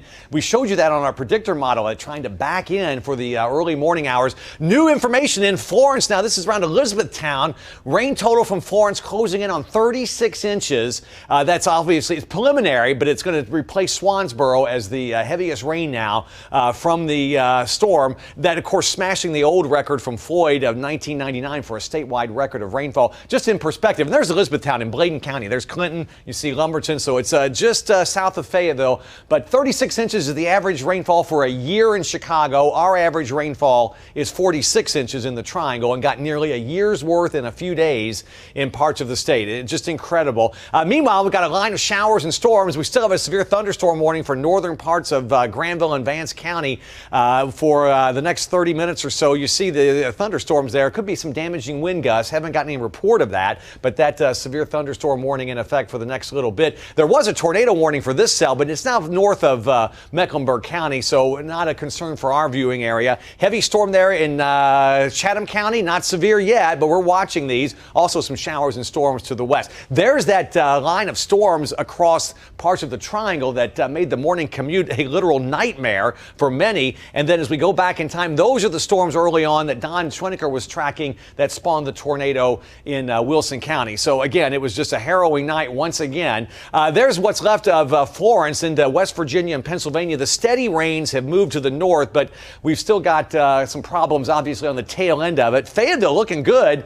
Nice to see the sunshine there at Top Husk Hardware. 88 degrees, Raleigh-Durham International. Same thing for Fayetteville through the evening hours. Now, our first alert predictor. Here we are showing that broken line of showers and storms moving through parts of the Triangle through 8:30, 9 o'clock. And then after midnight, there's some stray showers, but the threat of severe weather, it is lower today. It's not zero, though, obviously. We got that warning to the north. And then after midnight, I think the threat is pretty much over for severe weather. But then tomorrow, here we go into the afternoon, and you see a few showers, a few storms, not many, but a few, especially the farther northeast you go, on the very, very last parting shot from this tropical storm or tropical depression, what was Hurricane Florence. It's not directly a result of Florence, but it's a little trough that's extending southwest of there, and then we're all dry. Brittany Bell has put this together, give you sort of a view of some of these river stages. River, Lumberton, it's cresting now. It'll get a little bit higher through the rest of the day. But there it is. That's obviously major flooding. The flooding in Fayetteville, again, is going to continue or get worse. It's forecast to crest. It's at 54 feet now. It's 62 feet. Cape Fear River at Lillington cresting tomorrow at 24.9 feet. And at Smithfield, it's cresting now. Moderate flooding there. But the Neuse River at Goldsboro cresting tomorrow. It's pretty high already. This is below the Matthew level by about 3 feet, but still causing major flooding. There goes Florence. Good riddance. Heaviest showers and storms should be to the north of us tomorrow. High pressure builds in for Wednesday. It's going to hang around Wednesday, Thursday, and Friday. Going to have several really nice days around here. Some showers and storms this evening after midnight, an isolated shower. And then tomorrow, again, a few storms, mainly northeast of the triangle, mainly in the afternoon. Many dry hours tomorrow, and your morning commute tomorrow is not going to be the harrowing journey it was today for many, at least around the triangle. Sunny days, fair nights as we get into the end of the week, and maybe a shower early next week, but some much quieter weather on the way finally after. Tonight won't be as bad as and tomorrow but great later in the week. Yeah, Florence has put us through it, and it's time for it to go. You know, we're talking to other colleagues, meteorologists, been working. Nobody's seen anything like this for North Carolina. The day after day, assault from this storm. Yeah. So we'll be glad, obviously, when it's gone. Yeah. Yes. And the recovery will continue. So many more communities are getting flooded right now. We've been showing you the flooding in our viewing area today. Flooding in Cumberland County and in Harnett County, also in Robeson County, where the rivers keep rising and the flooding continues. So we're going to be showing you that this hour here on Eyewitness News, here in our viewing area where the flooding is continuing. And we've also had Chopper 11 HD up over the eastern part of the state today. This is in Brunswick County. This is the Boiling Springs Lake, and this is the Sanford Dam near Southport. That dam breached over the weekend, and you can see it's a pretty serious situation there with what happened, that broken dam, and as a result, all of that water that was being held by the dam is now flowing down river there, downstream, and creating all kinds of problems, washing out roads there in Brunswick County as well. That is a real problem. We've been seeing that in Brunswick County, Pender County, Duplin County, Sampson County, all of those counties between here and the coast really devastated by rising floodwaters where communities are entirely cut off.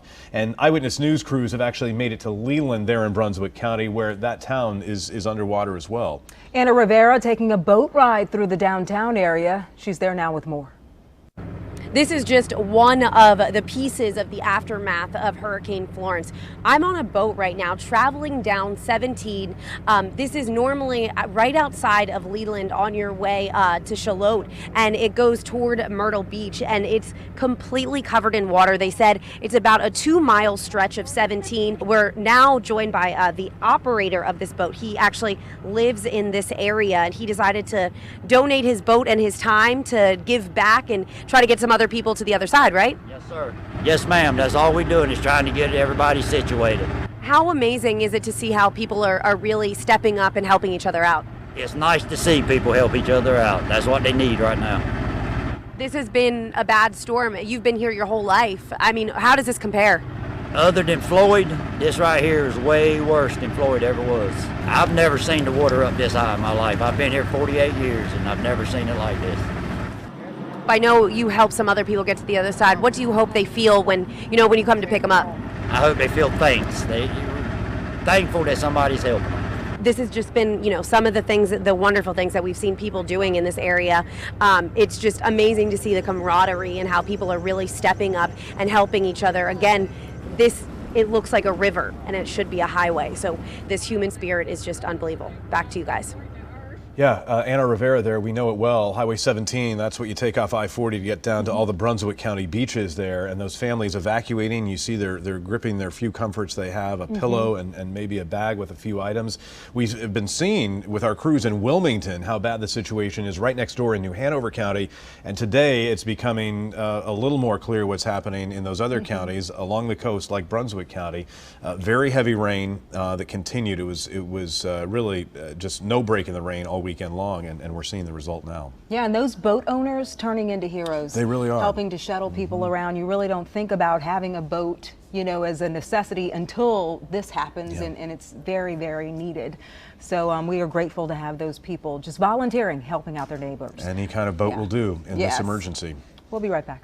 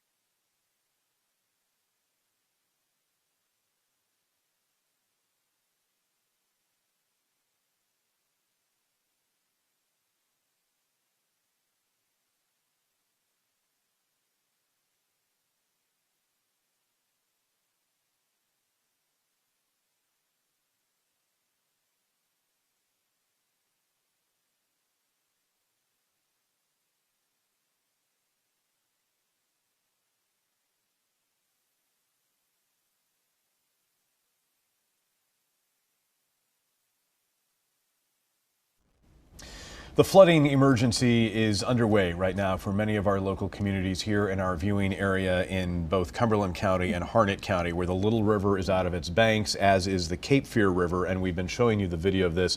We're going to have some Chopper 11 HD video in a couple of minutes. We're going to show you along the Cape Fear and the Little River, but it's just going out for such a great distance beyond the rivers, and many neighborhoods are getting flooded right now. Our reporter Jonah Kaplan, he's been our eyes and ears on the ground all day along the Little River, and he has a look at how that water is rising.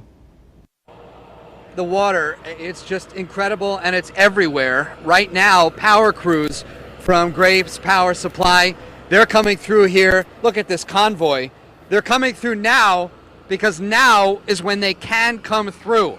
I will tell you, we were here earlier today at about 12 noon, 1 o'clock. We were parked here. We were parked here. Where these trucks are, that's where we were parked. And look, several hours later, I mean, this is Highway 8724. This is Bragg Boulevard, a major artery, a major highway that connects all these communities in Harnett County and Cumberland County with one of the largest Army posts in the country, Fort Bragg. Think of all of those people who either work on post or who have family that's on post that would normally come this way, and this is just totally underwater. This is remarkable to see as well, though, this caravan of power companies from Graves Power Supply. I'm not even sure where they're based. I'm just kind of reading the truck here, and let's see if I can get up to them. Hey guys, are you local crews? Where are you from? Mississippi. Wow. Mississippi and Texas. Amazing, amazing. Here, let's see if I can just hop on. Hey guys. Down on your waist. Where are you from? Southern Illinois. Southern Illinois. Yes, what do you think down here? Illinois and California. Wow, what do you think? Crazy, isn't it? Yeah, it's amazing. What are you going to be doing down here? Building power lines, brother. Just put up power lines. All right, well, I appreciate what you guys do. Thank you. Amazing. So right now we just heard Mississippi, we just heard Illinois, we heard California, just remarkable. And look at the caravans. They're coming from all over the country. Where are you guys from? Mississippi. Amazing, amazing stuff. And, you know, this is the Little River. This is where we were the past couple days saying, okay, the river's going to crest. The USGS was here. They were going to raise that river gauge. It could be underwater. We can't see it right now. Just remarkable again. All that water that Florence just dumped on us, it had to go somewhere. And that somewhere are these rivers. They're these creeks that just continue to flood, continue to rise, and continue to wreak havoc on many communities here. Just real quickly, if you want to take a look at the video, we've got a church underwater. We saw that earlier today. We've seen a cemetery underwater earlier today.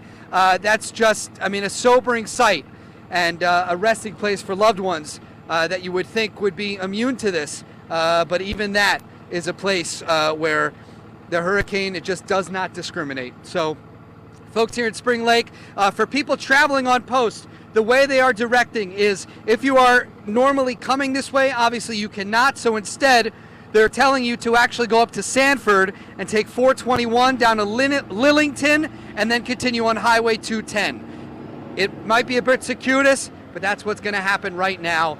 And it's no telling when this water will start to recede.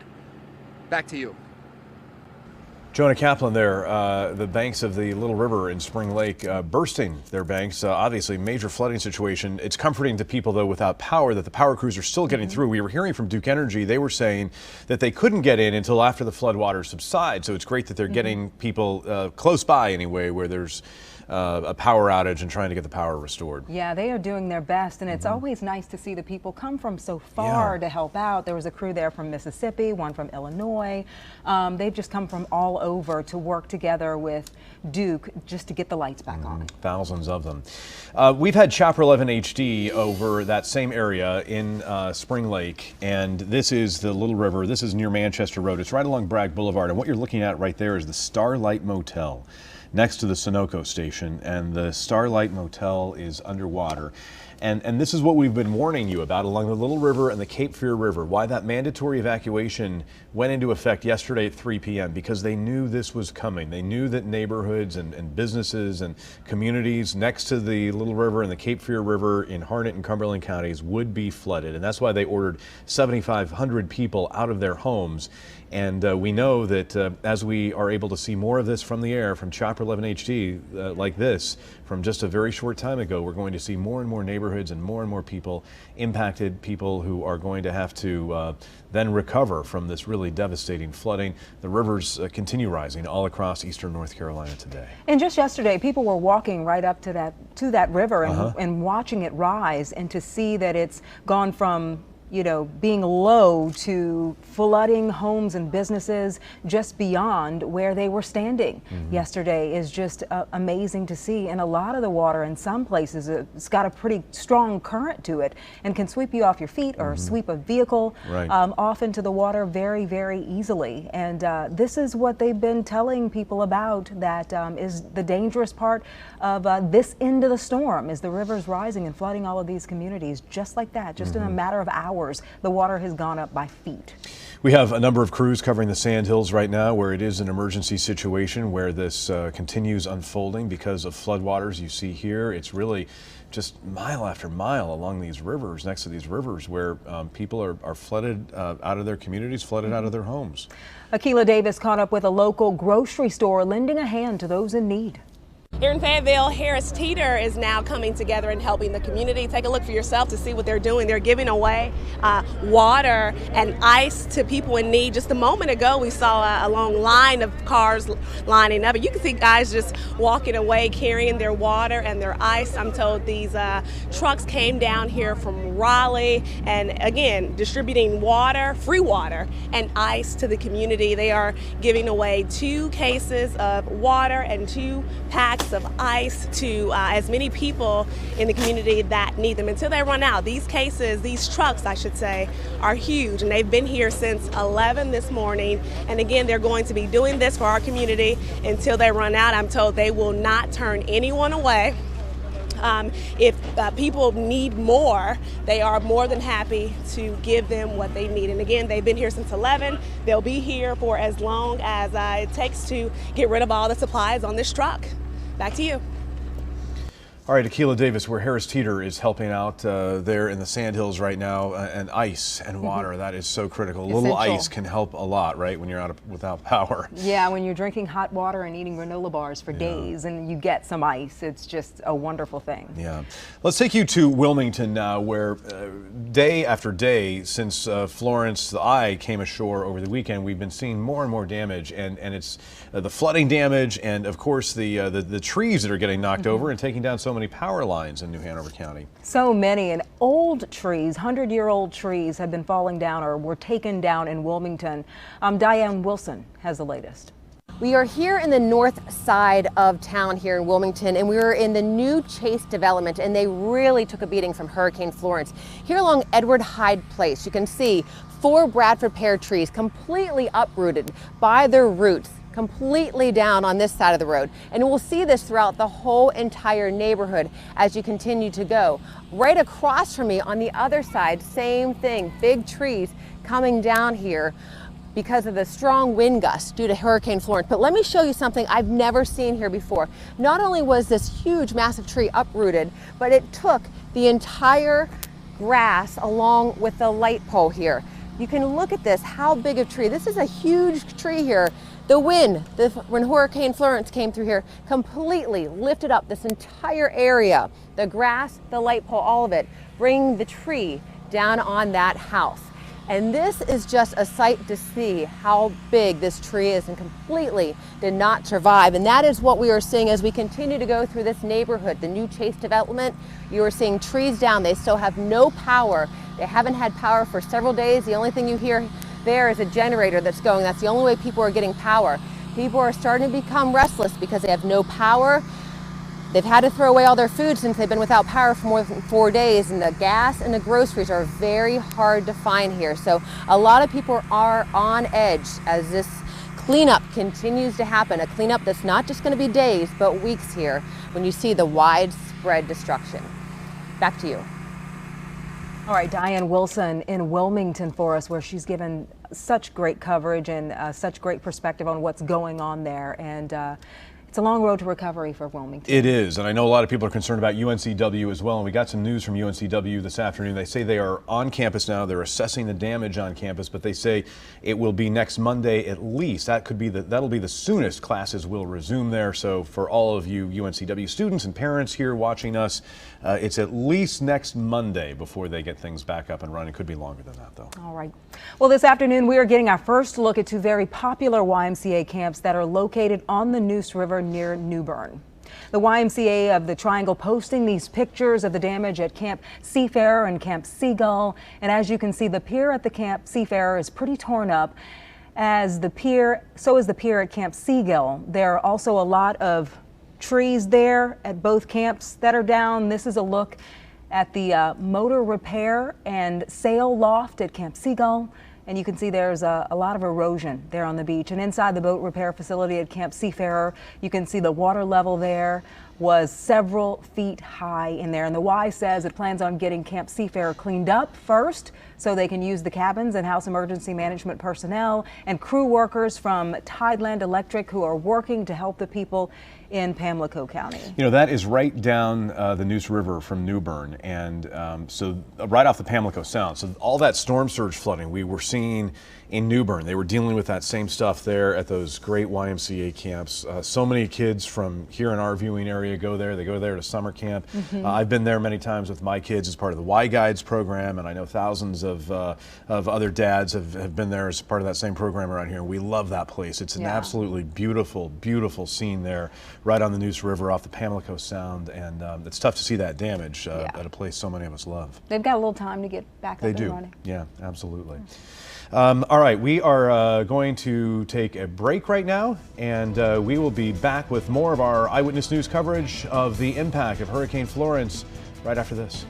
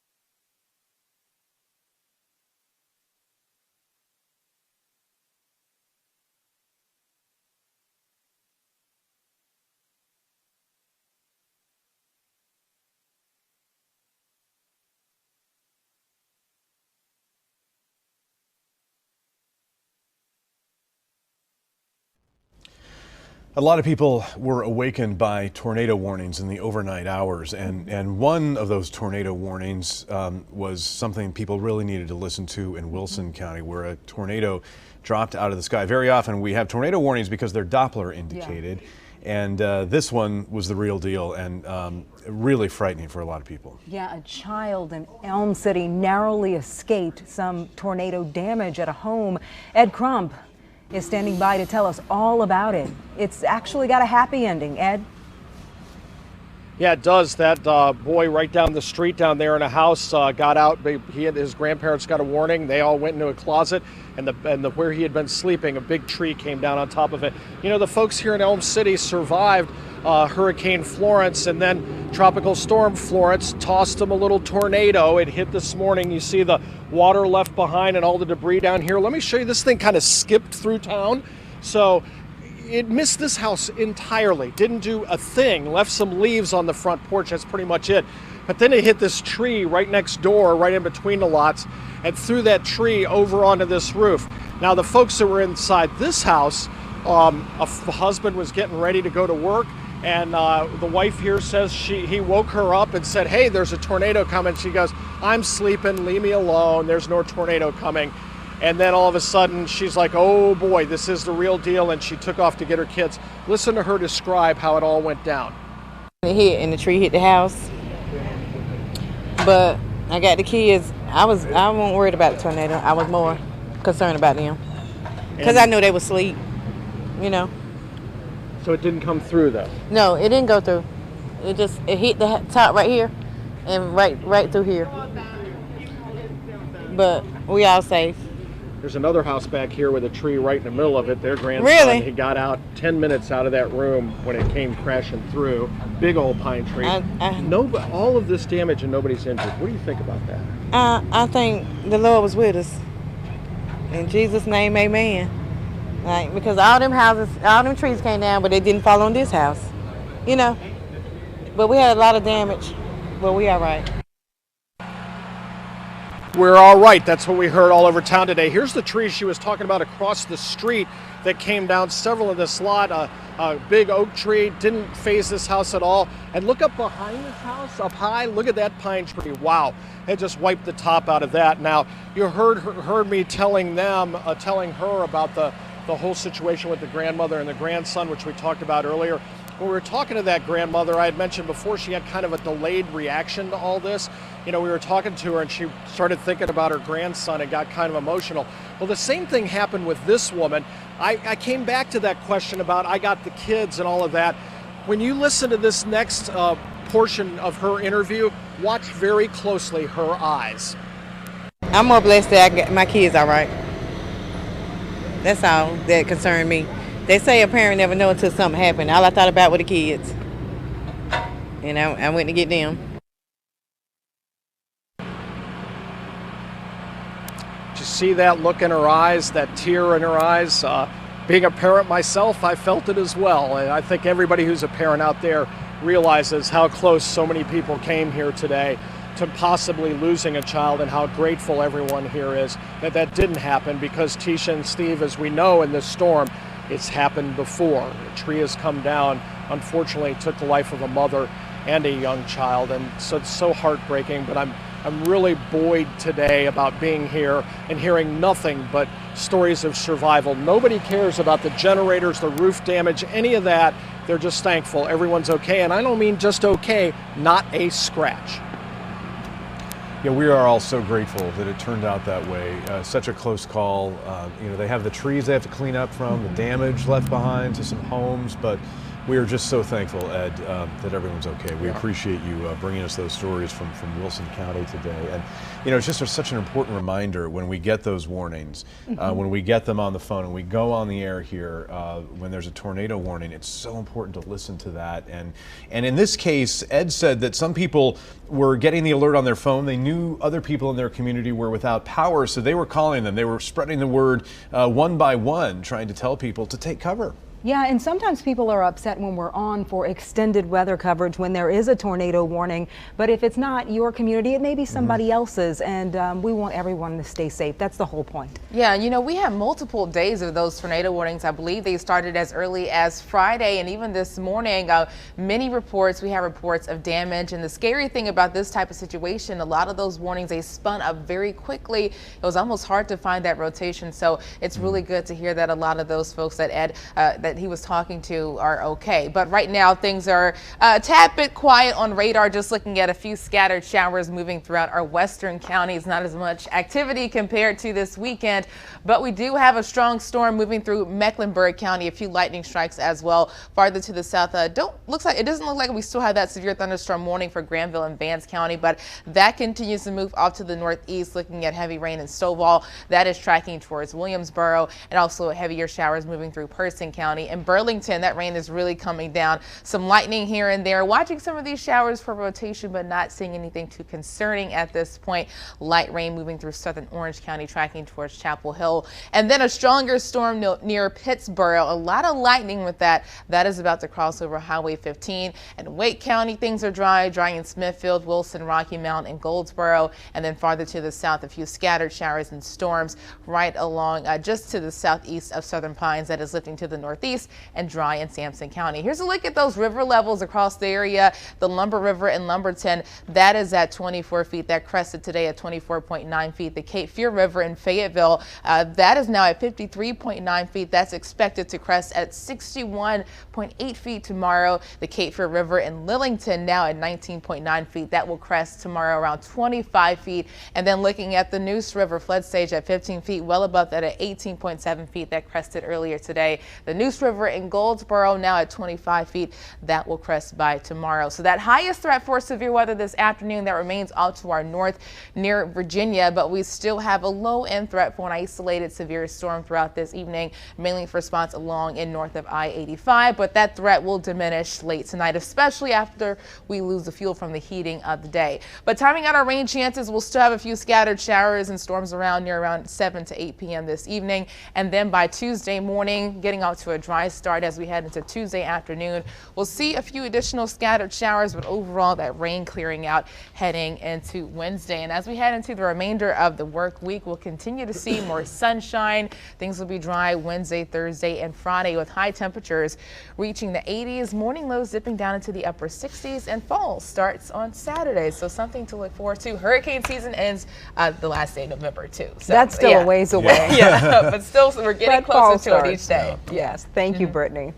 Brittany just had some good news there for people along the Lumber River in Lumberton. She pointed out that the Lumber River crested earlier today at 24.9 feet, and it's dropping now to 24 feet, which is going to be a huge relief to people in that part of Robeson County where they're seeing flooding in some neighborhoods right now. Yeah, Elena Athens has been there for us, just kind of looking around to see how flooded the streets are and the neighborhoods there.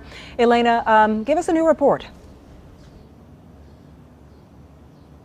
Yeah, I'm right now along Water Street, and this has certainly flooded out the street itself, living up to its name. So let me kind of just show you. I'm only going to walk a little bit into the water along this sidewalk. But there are two homes here right now that you can see are surrounded by water. The Lumber River racing just behind these homes. It's moving along pretty swiftly. Not so long ago, there was a woman inside that white bungalow. She was just picking up some items, she tells me. I had a chance to speak with her as she was coming out, and she says she had moved to higher ground, decided to come back, kind of assess the damage. There is a lot of it inside. She says her first floor is, there's a good bit of water on the first floor, and the home is already starting to smell. So she came back home, picked up a few items, and is now on her way out to her temporary refuge. But the home just beside it, there is people inside right now sitting on the front porch area. I don't know if you can see them. One of the ladies waving there. I kind of screamed across the way earlier, "Are you guys doing okay? How are you?" And they gave me the thumbs up. But they are deciding to stay, even though the town has issued a mandatory evacuation, urging people to get out ahead of when this flooding came through. Those folks decided to stay. So, you know, they're kind of a little bit home locked right now, so they'll have to stay until these waters subside. But this is just one area of Lumberton that is seeing flooding. So many streets streets are closed right now. It is very, very difficult to get into Lumberton. And actually, after my last live report, an ABC11 viewer reached out to me asking, how did you get in? I work in Lumberton. The viewer works at a pharmacist here, and she says that she needs to get into work. So if you are trying to get into Lumberton, let me tell you what we did. We went by way of Rayford. We took 211 into Lumberton. There are going to be some side streets. You have to go Mount Olive Road we had to use to access Lumberton. So that is an option for other folks at home who might have to come out this way for some reason. We're live in Lumberton, Elaine Athens, ABC 11 Eyewitness News. And Elaine, I love that email you sent over to us a little while ago saying it was a local there who helped you get around, and it took you 6 hours to get there where you're reporting from now. But it was someone who said, hey, Elena, I can help you get where you're trying to go.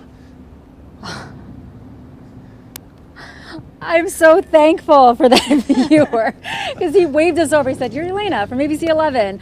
You're trying to get into downtown, aren't you?" I said, "Yes, please take me." And that is what we did. We trailed him. We trailed him into downtown Lumberton because there is really only one street to get into the downtown area. So I'm so thankful he was able to get us in here because it has been so difficult to meander around the area and find a street that is not flooded out. So thank you so much, Mr. Stone, for guiding us into the city to kind of show some of the images of what these folks here are seeing in Lumberton. Yeah, our thanks to Mr. Stone as well for getting you and your photojournalist there so we can see what's happening.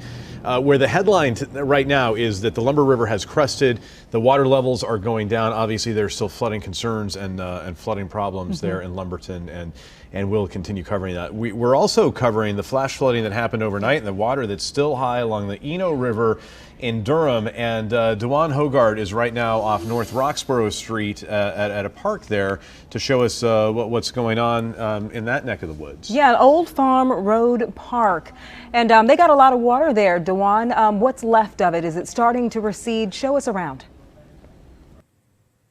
Yeah, absolutely. It is starting to recede. And since we showed up, there's a cone right over here on the grass. When we showed up, water was up to that cone. And we've only been here for about 30 or 40 minutes or so. So you can kind of tell just how much that water has begun to recede. But still, some of what's left of the park here, you just see this giant lake. I mean, folks can't come down here. There's a sign that says park closes at dark out here, but obviously you can't come out to a park when it looks like this. And right in front of you, Dave, I want to point out this here. And Dave was mentioning this as this goalpost for folks who wanted to play soccer. You can tell that just the water from the Eno, which is right on the other side of these trees, took this entire goalpost up to a rest here towards the street, and then kind of over in this direction perhaps for folks who also were playing soccer. You see up in the brush over here.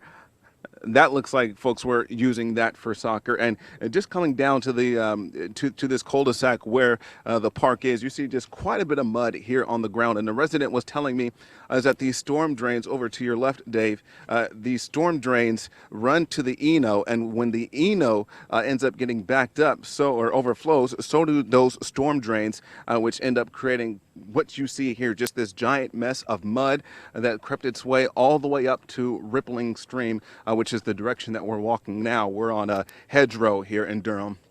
And this Ford Expedition, we saw it when we were walking up. This kind of gives you an idea of how high the water came in this particular neighborhood. And we had a chance to just kind of peek inside the car here, and you can see. Just take a look there, how much damage the inside of that Ford had. Have no idea if the owner is aware of that, if he or she was at the home when it happened, but when they end up coming back to their home and they find their Expedition in that condition, obviously they're not going to be upset, and probably neither will the insurance adjusters after seeing that. But where we're standing right now, very likely that earlier today, a homeowner was telling me that the rain started coming down around 8:30, and then by 9 o'clock, 9:30 or so, the water had reached almost to the top of his mailbox, and he said that was a good 3 or 4 feet, and even he was about half a mile down the road there on Rippling Stream, even he had to evacuate, and he said crews came out by boat, rescued him, and before that happened, he actually moved his car up the road a little bit, so that way his car wasn't going to be damaged at all. I know you heard that. And Dave just made a face because he heard probably something up in the air there. But that homeowner moved his car up the road a little bit, and I was watching him as he was kind of spraying down some of his house. He said, "I had good mind to move my car up the road a little bit, and that way I just know that the water wasn't going to go as high as it did." But for a lot of the homes, no matter which direction you go here on Rippling Stream, a lot of those homes, just as you kind of drive down the street looks exactly how we're standing right now, just a bunch of mud on the street. You take a look at the storm drains, you see the water there really having no place to go, all because of the Eno and the water levels of the Eno at this present time. So the good news for these folks out here, again, the water is receding. Exactly how long it's going to take to recede is anyone's best guess. But I know a lot of these folks, they aren't really happy with this inconvenience right here in their backyard here in Durham. Back to you all. And DeJuan, you gave us a look inside that SUV that still had water left in the cup holders. Yeah. A difficult situation for those residents and those vehicle owners. You said you talked to one of the residents there. Is this the highest the water has ever been there? Has flooding ever been a problem on the Eno River there in that area?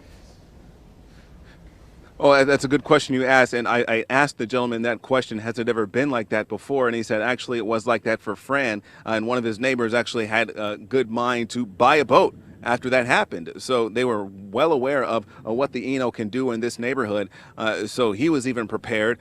So that homeowner, glad that he bought that boat after what happened with Fran. But this gentleman I spoke with, literally standing in his backyard, you can see the Eno River, which runs back along those trees back there. You can see the river, and I said, how far did the water go? And he said, well, where I'm standing, I wouldn't have been able to stand here just earlier this morning. So that kind of gives you an idea. So he's well aware. He didn't make any mention to the fact that he was moving at all, but definitely wanted to single out his neighbor who specifically bought a boat because of what happened with Fran. Well, they've got quite a mess to clean up there in Durham. DeJuan HOGGARD live for us there. DeJuan, thank you. 22 years since Fran, and it's Yeah. happened again. So thankfully it doesn't happen with much regularity in that part of Durham. Yeah, that poor person that's got the water in the cup holders. Yeah, that's tough. All right, we're going to take a break, and our special coverage of the impact of Hurricane Florence continues after this.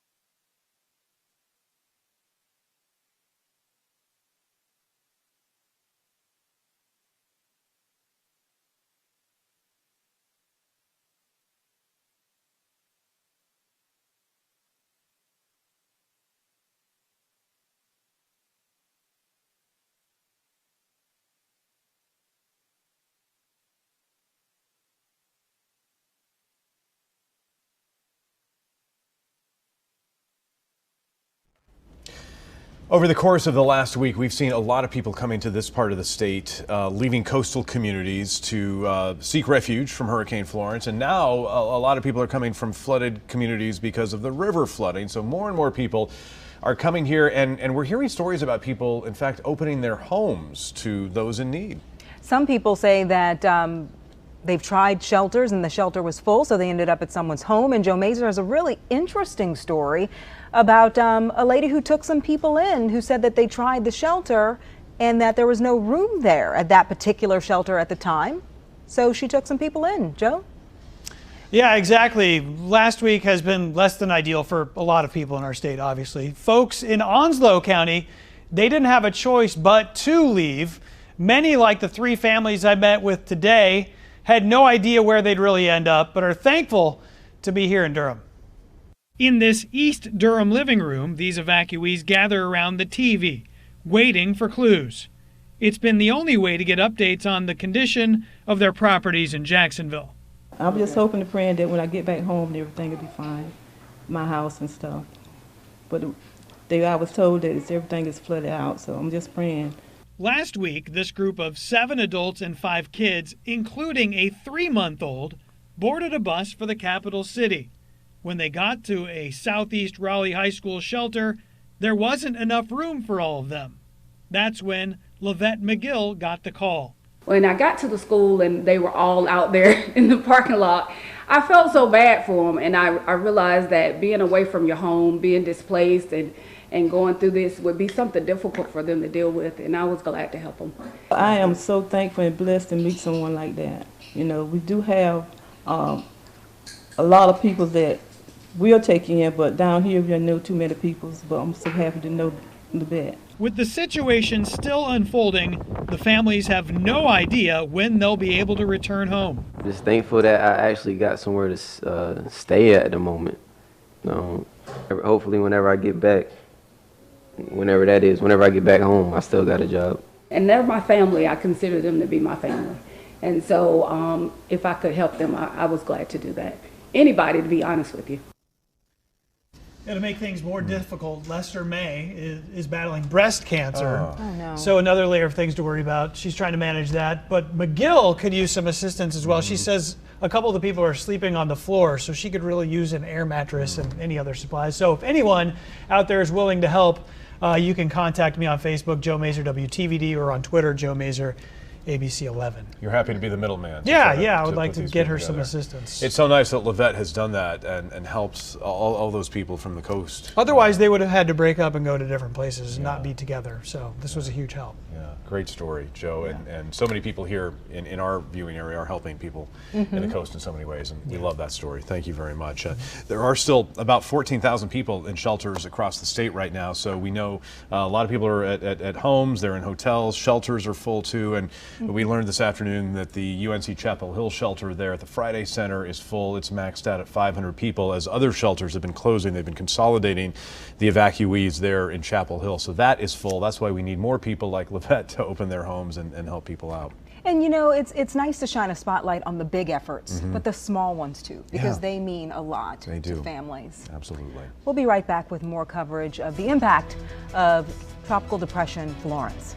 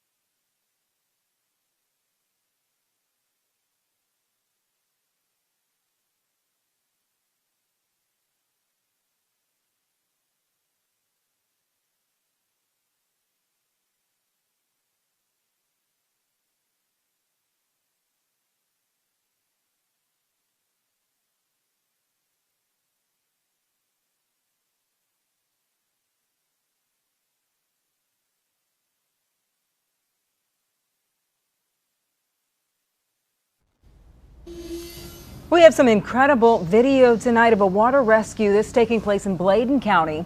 A group called the Wild Florida Airboats team traveled to North Carolina to help in the rescue and security operations after Hurricane Florence. And they were in Kelly, North Carolina, when they saw a pregnant lady and her family in nearly neck-deep water there. Wild Florida says the mother had a 4-year-old girl on her shoulders, and the dad had an 8-year-old boy with him. And as you can see, they're all safe there in that boat. The Wild Florida rescue team brought that family in that deep, deep water there to safety. What an amazing sight. Yes. That airboat team, they were in the right place at the right time, just at that moment when that family needed the help. What an amazing sight. Yeah.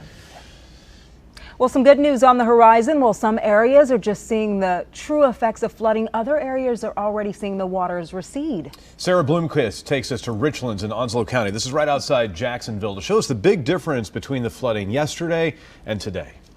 We're here near Richlands, North Carolina, and we are seeing floodwaters receding. If you look out here on the highway, at one point, that water went all the way up and over. This is the New River right here, part of the White Oak River Basin, but it went right over. And here's the consequence. This little church here, Riverside Church, what we're being told is at one point, the water was already up to the roof, went all the way up to the rooftop there. It totally flooded out. Not only that, if you walk this way, the good news is it has receded, the sun is out, so hopefully they can dry out a little bit. But if you come over this way, you see this little pickup truck. The water was up to the roof of this pickup truck. I'm told by a woman who came driving by, told us that it was a girlfriend of her son's who went out to buy something, to buy some cigarettes as the storm was moving in, and just like that, the floodwaters came up and went up to the rooftop. If we come along this way, you can see some of the damage done to the fencing here, and the floodwater has receded. Those floodwaters went clear up to this house here, which is even on a little bit more of an elevated area. We have the highway back behind us, and we have seen on that highway some power trucks coming through, some medical teams coming through, so there is relief in sight. Now, as the sun is up, they're trying to dry out a little bit and hopefully begin getting things back to normal. In Richlands, North Carolina, I'm Sarah Bloomquist, ABC11 Eyewitness News. A big improvement there outside Yes. Jacksonville. Absolutely. And take a look at this tweet from Fayetteville Police. So we will have that when we come back. Our continuing coverage of Tropical Storm Florence when we return.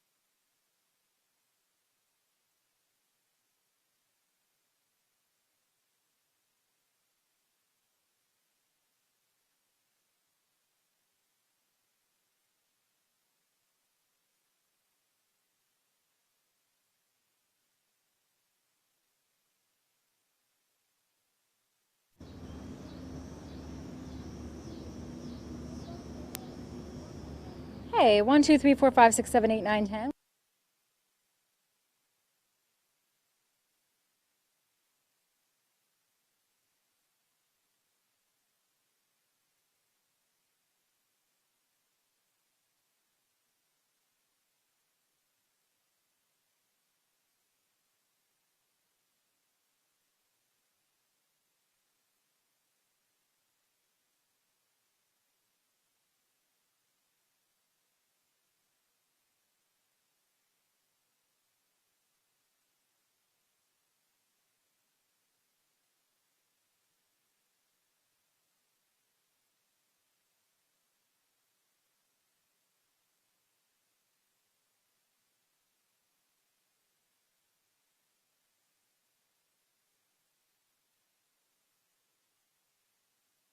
Every day we get to take a tour with the 4th Guard General, but the U.S. Army Hey, Chad, I hear you. Mic check. Joel, 1, 2, 3, 4, 5. 1, 2. Sounds like I'm far away from the mic. Here it is right here. How about now? We'll adjust here. Mic check, Joel, 1, 2, 3, 4, 5. It's not every day. 1, 2. I was in.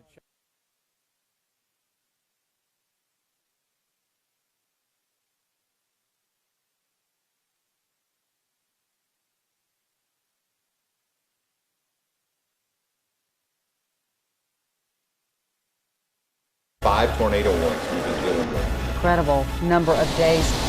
We've just rewritten the history books. The Coast Guard rescuing flood victims, asking residents to please seek higher ground. I downloaded the app and I've been following all of your team. Water levels continue to rise. Up until Floyd, we had never seen anything of this nature. I could be dead. It was that close. Band after band of very heavy rain. We got each other and we're going to go pull through. We knew we had to go above and beyond. Everybody pulls together and just makes it through this together. You're watching ABC11 Eyewitness News. The crisis in North Carolina continues. For many parts of North Carolina, the danger is still immediate.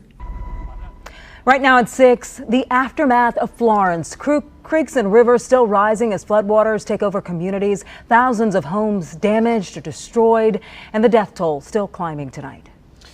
And breaking right now, the Little River overflowing its banks. This is a live look from Chapter 11 HD flying over Spring Lake. This is North Bragg Boulevard in Cumberland County, right next to the Starlight Motel. You can see some power crews trying to get through that area right now as the rescue operation continues.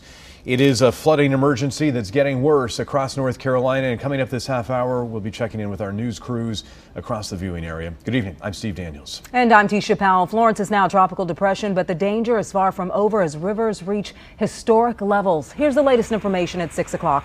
23 people are dead, including 17 in North Carolina. More than 1,200 roads are closed, and that includes large portions of I-40 and I-95. And more than 400,000 people are without power.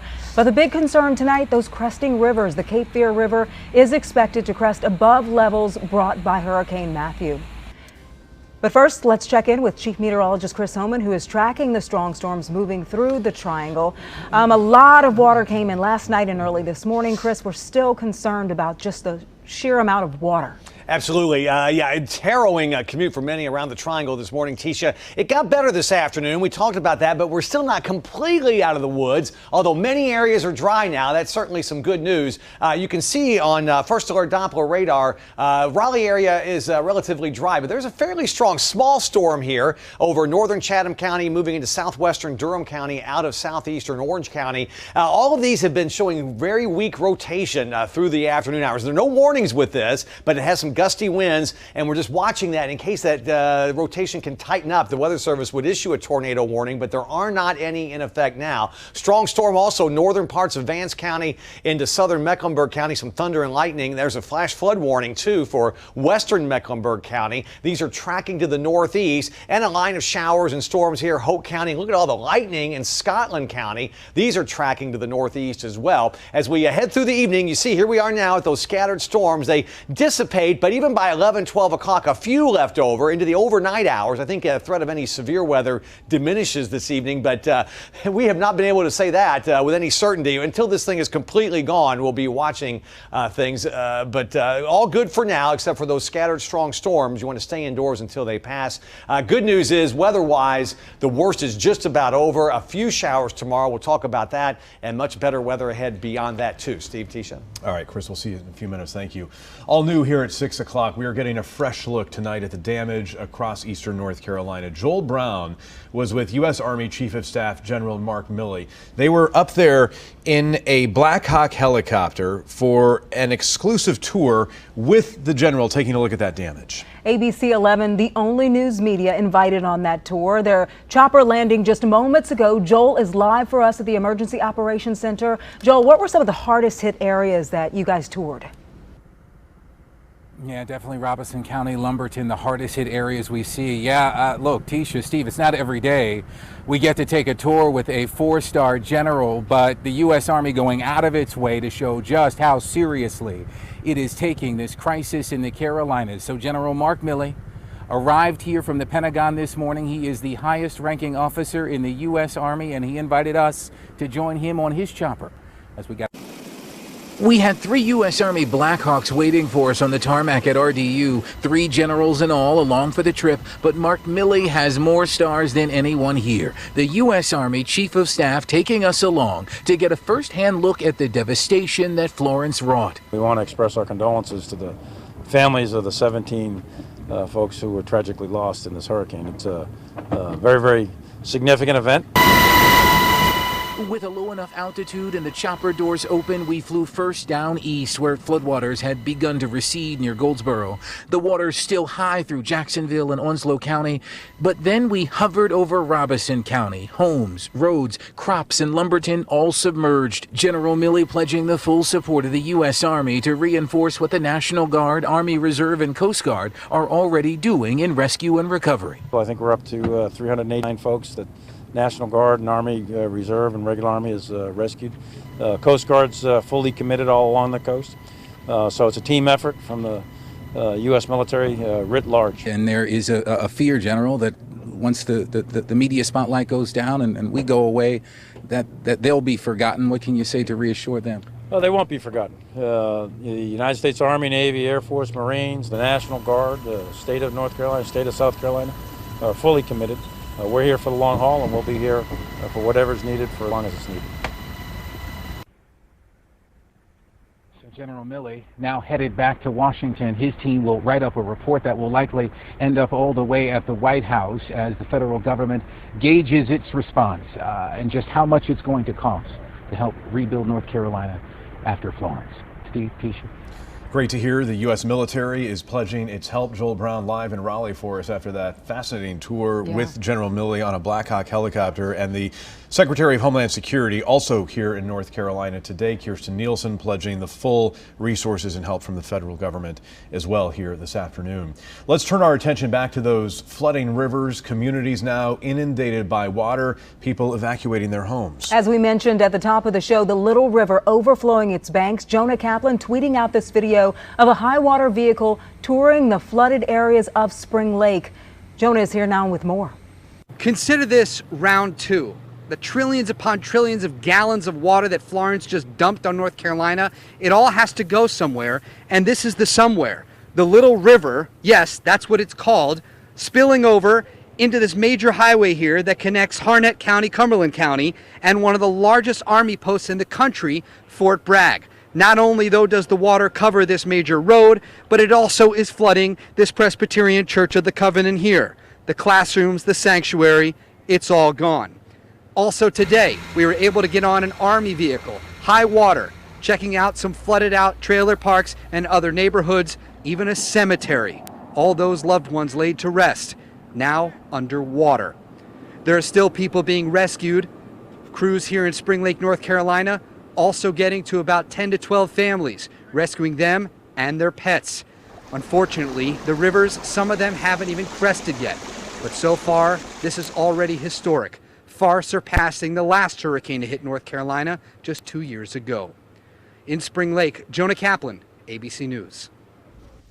All right, Jonah, thank you for that look from Cumberland County. Now let's show you what Chopper 11 HD found along the coast today. We're putting each of the scenes in these 2 boxes so you can make sense of this. On the left side of your screen there, Carolina Beach in New Hanover County, and there on the right side, a look at the damage from Topsail Beach, from North Topsail. Officials say Topsail won't open until at least Wednesday. But meantime, we learned within the past hour, Wrightsville Beach will reopen tomorrow. They did reopen Carolina Beach and Curie Beach. The Snows Cut Bridge did reopen today for residents only at noon. But you can see the streets are pretty badly flooded there, so people are trying to get in there when they can, where they can, to get a look at the damage. Meanwhile, a glimmer of hope today for people in Wilmington. As you know, flooding completely cut that city off, but today crews were able to open a major route into Wilmington. And because of that, 20 trucks carrying supplies were able to arrive from Fort Bragg. The Wilmington mayor says he's working with the governor's office now to try to get more gasoline there because the gas pumps have essentially run dry at many of the gas stations. Diane Wilson live in Wilmington with a look at the conditions, and that is one of the biggest concerns right now. People are driving around, they're lining up for gas, and they can't get any, Diane. Steve, gas is a big concern and a big worry for people here, but also what's the big concern and worry?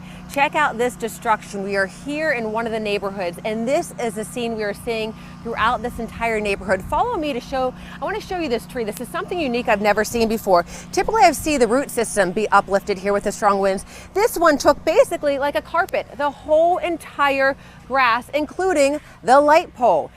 That tree crashing down on the house beside it. Now this is just one of the many trees down throughout Wilmington. These big trees, many of them also brought down the power lines. Duke Energy crews are on the ground restoring power as quickly as they can. But at this hour in North Carolina, there are still more than 275,000 people without power. Now, right now, there is a problem with access in and out of Wilmington with a lot of flooded roads, and the gas is limited. Stations that do have gas, they have extremely long lines. Another problem, many gas stations are not even open as they sustained so much damage. The pumps are broken, and so are the whole entire building. So back out here live, you can see this is a massive cleanup process. This neighborhood here not only has to deal with picking up all these trees, but getting the power back on is another big issue, and crews are on the ground here working on that as quickly as possible. Reporting live in Wilmington, I'm Diane Wilson, ABC11 Eyewitness News. All right, Diane, amazing to see the damage there from Wilmington day after day. This is some brand new video showing I-40 underwater in Pender County. The NCDOT tweeting out this drone video. The interstate transformed into a river, essentially. A large portion of I-40 is closed from Wallace all the way to very close to Wilmington. And here's more drone video showing the scope of the flooding on I-95 in Lumberton. A 3-mile section of I-95 is flooded, so the highway between Hope Mills and Lumberton is closed right now, as is I-95 between Rocky Mount and Dunn. Lumberton is no stranger to flooding. People there still recovering from Matthew 2 years ago and keeping their eye on the Lumber River that has flooded its banks. Elena Athens is live on Water Street with more to show us how the flooding looks there now. Elena? Yeah, well, the river crested around noon, and the levels are starting to go down, albeit very slowly. You can even just see where we are. It's gone down a bit since we've been here today, so the water reaches just around here, but there is still plenty of flooding in Lumberton. This is Water Street.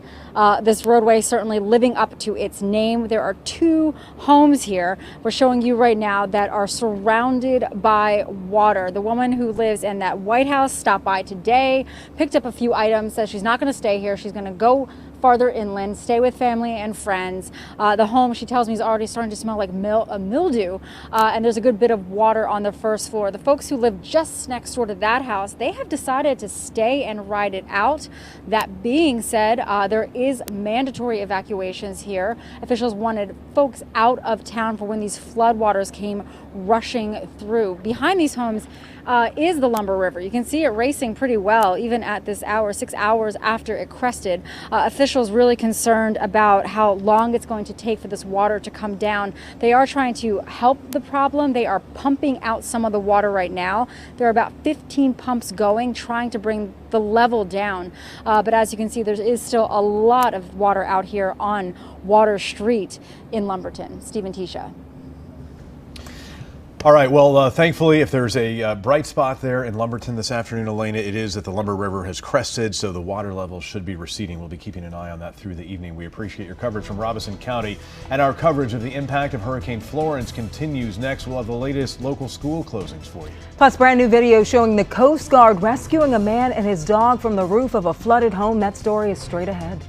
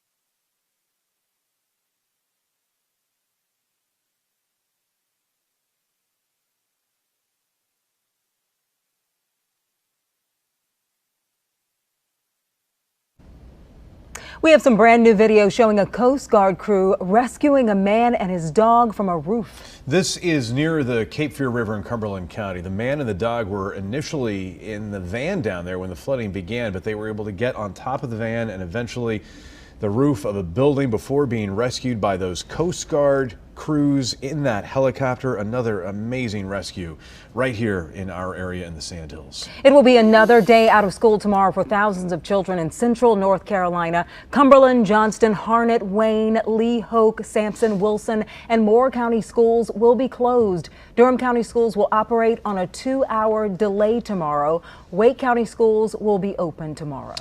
Take a look at this video from Durham. The Eno River overflowing its banks in the overnight hours. The fire department had to evacuate homes along Rippling Stream Drive in the Old Farm neighborhood because of that flash flooding in the area. Go Durham buses took people to the Durham Health and Human Services building for shelter as that flooding continued through the morning hours. Also in Durham, an incredible water rescue played out this morning. This is at the Sprunt Avenue and Hillendale Road intersection. 3 cars were stuck in the high water there. Durham police officers used a boat to reach the drivers and to pull them to safety. Here's a list of the roads closed in Durham right now, and you should avoid these areas. Durham police telling us Infinity Road at Windmere Road will be closed indefinitely. And it was raining buckets in the Triangle overnight. This video showing flooding around 5 this morning at the Brookwood condominiums. That's on Estes Drive in Chapel Hill. This spot along Boylan Creek is known for its rising water. A lot of flooding there often. And in the overnight hours, Florence also spawning tornadoes in our area. This twister touched down this morning in Elm City in Wilson County. It knocked a tree onto a house, smashing a child's bedroom. That boy was sleeping in his bed just 10 minutes earlier. Thankfully, he was not hurt. 2 other tornadoes touched down in Wayne County this morning. We are so grateful those families are okay there in Wilson County. A very close call for them. And that this storm is moving out. It has done just about everything from tornadoes to flooding to wind damage. Storm surge, yeah, absolutely. And it is moving out. We still have a couple of showers and storms around. Nothing severe, no warnings in effect right now. Well, for the first time in quite a while, Steve and Tisha. But I do have a new update on the amount of rain. Now, it appears that Elizabethtown, it's not confirmed, but preliminary from the National Weather Service, 36 inches of rain from Florence. That's, of course, smashing the old record from Floyd and beating out now Swansboro, which is at 34 inches. Elizabethtown here in Bladen County, just south of Clinton and south of Fayetteville. Imagine that, 36 inches of rain in about 3 or 4 days. That's the average rainfall in Chicago for the entire year. Our average rainfall is 46 inches, so nearly that amount. It's just incredible. Some showers, some storms around. This one's weakening, though, very quickly, thank goodness. It was fairly strong moments ago, but look at it falling apart there right over Durham. It did have a bit of rotation, but it looks like it's done with that. No warnings are in effect, but you see there in Mecklenburg County, a pretty strong storm there just west of Interstate 85, where there's quite a bit of cloud-to-ground lightning, but nothing severe with that. No warnings with that as it presses to the northeast. Then in southern Harnett County into western Hoke and Scotland County, line of ragged thunderstorms right over northwestern Scotland. Quite a bit of cloud-to-ground lightning with that, pushing eastward, but again, no warnings with that. Harrowing morning around the Triangle and points north, and of course over in Wilson County, Wayne County too. Don Schwenniker, after 3 a.m. When we were changing shifts, was very busy this morning with all of those tornado warnings around the Triangle and to the east as well. Just a nightmare of a commute for many, but improving at least in a good way. We're not completely done with the rain, but what's left of Florence is spinning around through the Ohio Valley. The heaviest, steadiest rains are off to the north and northeast. These are flood warnings in effect, not a flash flood warning because the rain stopped, but all of these counties have at least flooding in some area, so that warning in effect really from the Virginia border through the Triangle down to the rest of the region until 8:45. We just updated some of these rain totals, gotten them in from this afternoon. For the storm totals, Mount Olive 25 inches, Goldsboro almost 15, Hope Mills 20, Fayetteville 15.25 inches of rain, Raleigh-Durham International 7, but Rayford 14.33, Cary a little over. That number may be up a little bit higher than that now, but around 6. And these are the river levels again. All of these rivers again where you see the reds are in flooding and some already already in major flooding where the purple is. This is what they're doing now. But the Lumber River at Lumberton, again, it's about at its crest, but again, a little bit higher maybe later this evening at 24.9. Obviously, major flooding there. Cape Fear River in Fayetteville, last check was at 54 feet. Going to crest tomorrow at 62. That's several feet higher than Matthew. Lillington, the Cape Fear River, it's at 20 feet now. Going to crest tomorrow at 24.9 feet. Big flooding there. And of course, the Neuse River, Smithfield, some moderate flooding. It's pretty much cresting right now in Smithfield, but downstream at Goldsboro, your crest comes tomorrow. It'll probably stay in major flood there, though, through at least the first part of the weekend and early next week. First alert predictor, those scattered storms we showed you on radar diminished, but even through midnight, 1 or 2 a.m., there could be a stray shower or two. Then tomorrow it starts out dry. Midday, though, after that, a couple of showers or a storm. The coverage not that high, but there could be a locally heavy downpour, mainly to the northeast of the triangle. It doesn't look like a whole lot of rain tomorrow. One last final parting shot from a little piece of energy off of Florence. There's Durham, 83 degrees, 84 at RDU, 87 in Fayetteville. There goes what's left of Florence off to the north and northeast. And again, better weather ahead for us, especially as we get into Wednesday and Thursday with lots of sunshine, dry days, a little bit cooler at night. Tonight, some showers and storms this evening. Shower or two after midnight, isolated, low 70s, mid 80s tomorrow with a few afternoon storms. And your first alert AccuWeather 7-day. Wow, look at that, nice and quiet. A lot of folks, got just tons of things to do to get back to normal, and folks, just reeling from this storm. But at least we've got some nice weather on the way. Better weather to do that. Yes. Thank you, Chris. Chris, thanks. Our Florence coverage continues right after the break.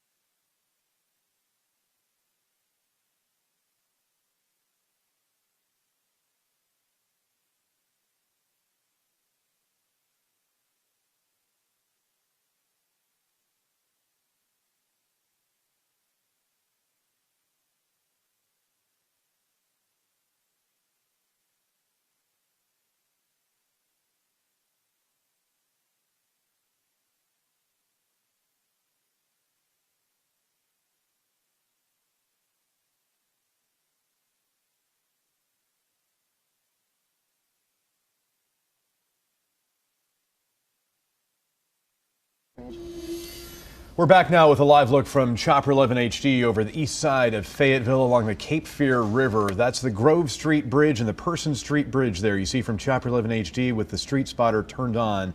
That is what we're talking about. Our neighbors in the Sandhills dealing with a flooding emergency that continues. That's the evacuation zone we've been telling you about. 7,500 people ordered out of their homes because the floodwaters are continuing to rise. And I think we can see people actually standing on those bridges looking at that river in awe.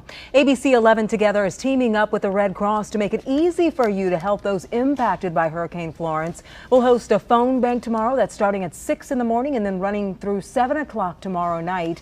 Be sure to join us for our Hurricane Florence relief drive to learn how you can help. Well, that's our report. Eyewitness News continues on ABC11.com, the mobile app, plus Facebook and Twitter. We will be tracking the impact of Hurricane Florence on our communities through the evening. We're going to take a pause right now for World News Tonight with David Muir, but first we leave you with images of the aftermath of Florence and people coming together to help each other. And I was like, boy, I don't think they got enough boats to save us. We're praying that it's not going to be the same. We're praying that we're going to be able to rebuild and go back home. I'm scared, but we got our family here. This is all I got. This is our first house, first everything.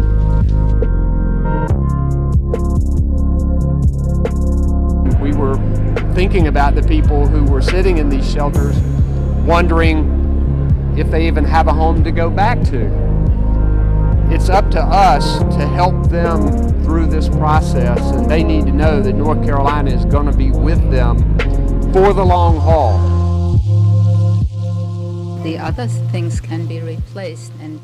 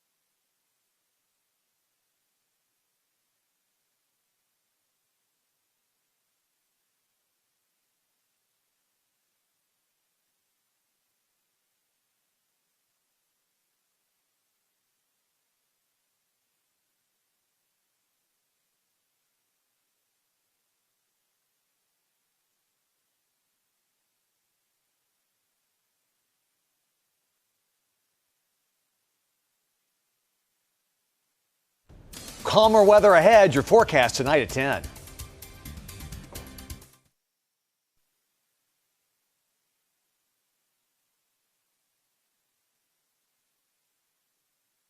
Tonight at 10, Florence finally getting out of our way. The much better weather on the way tonight at 10 on CW22.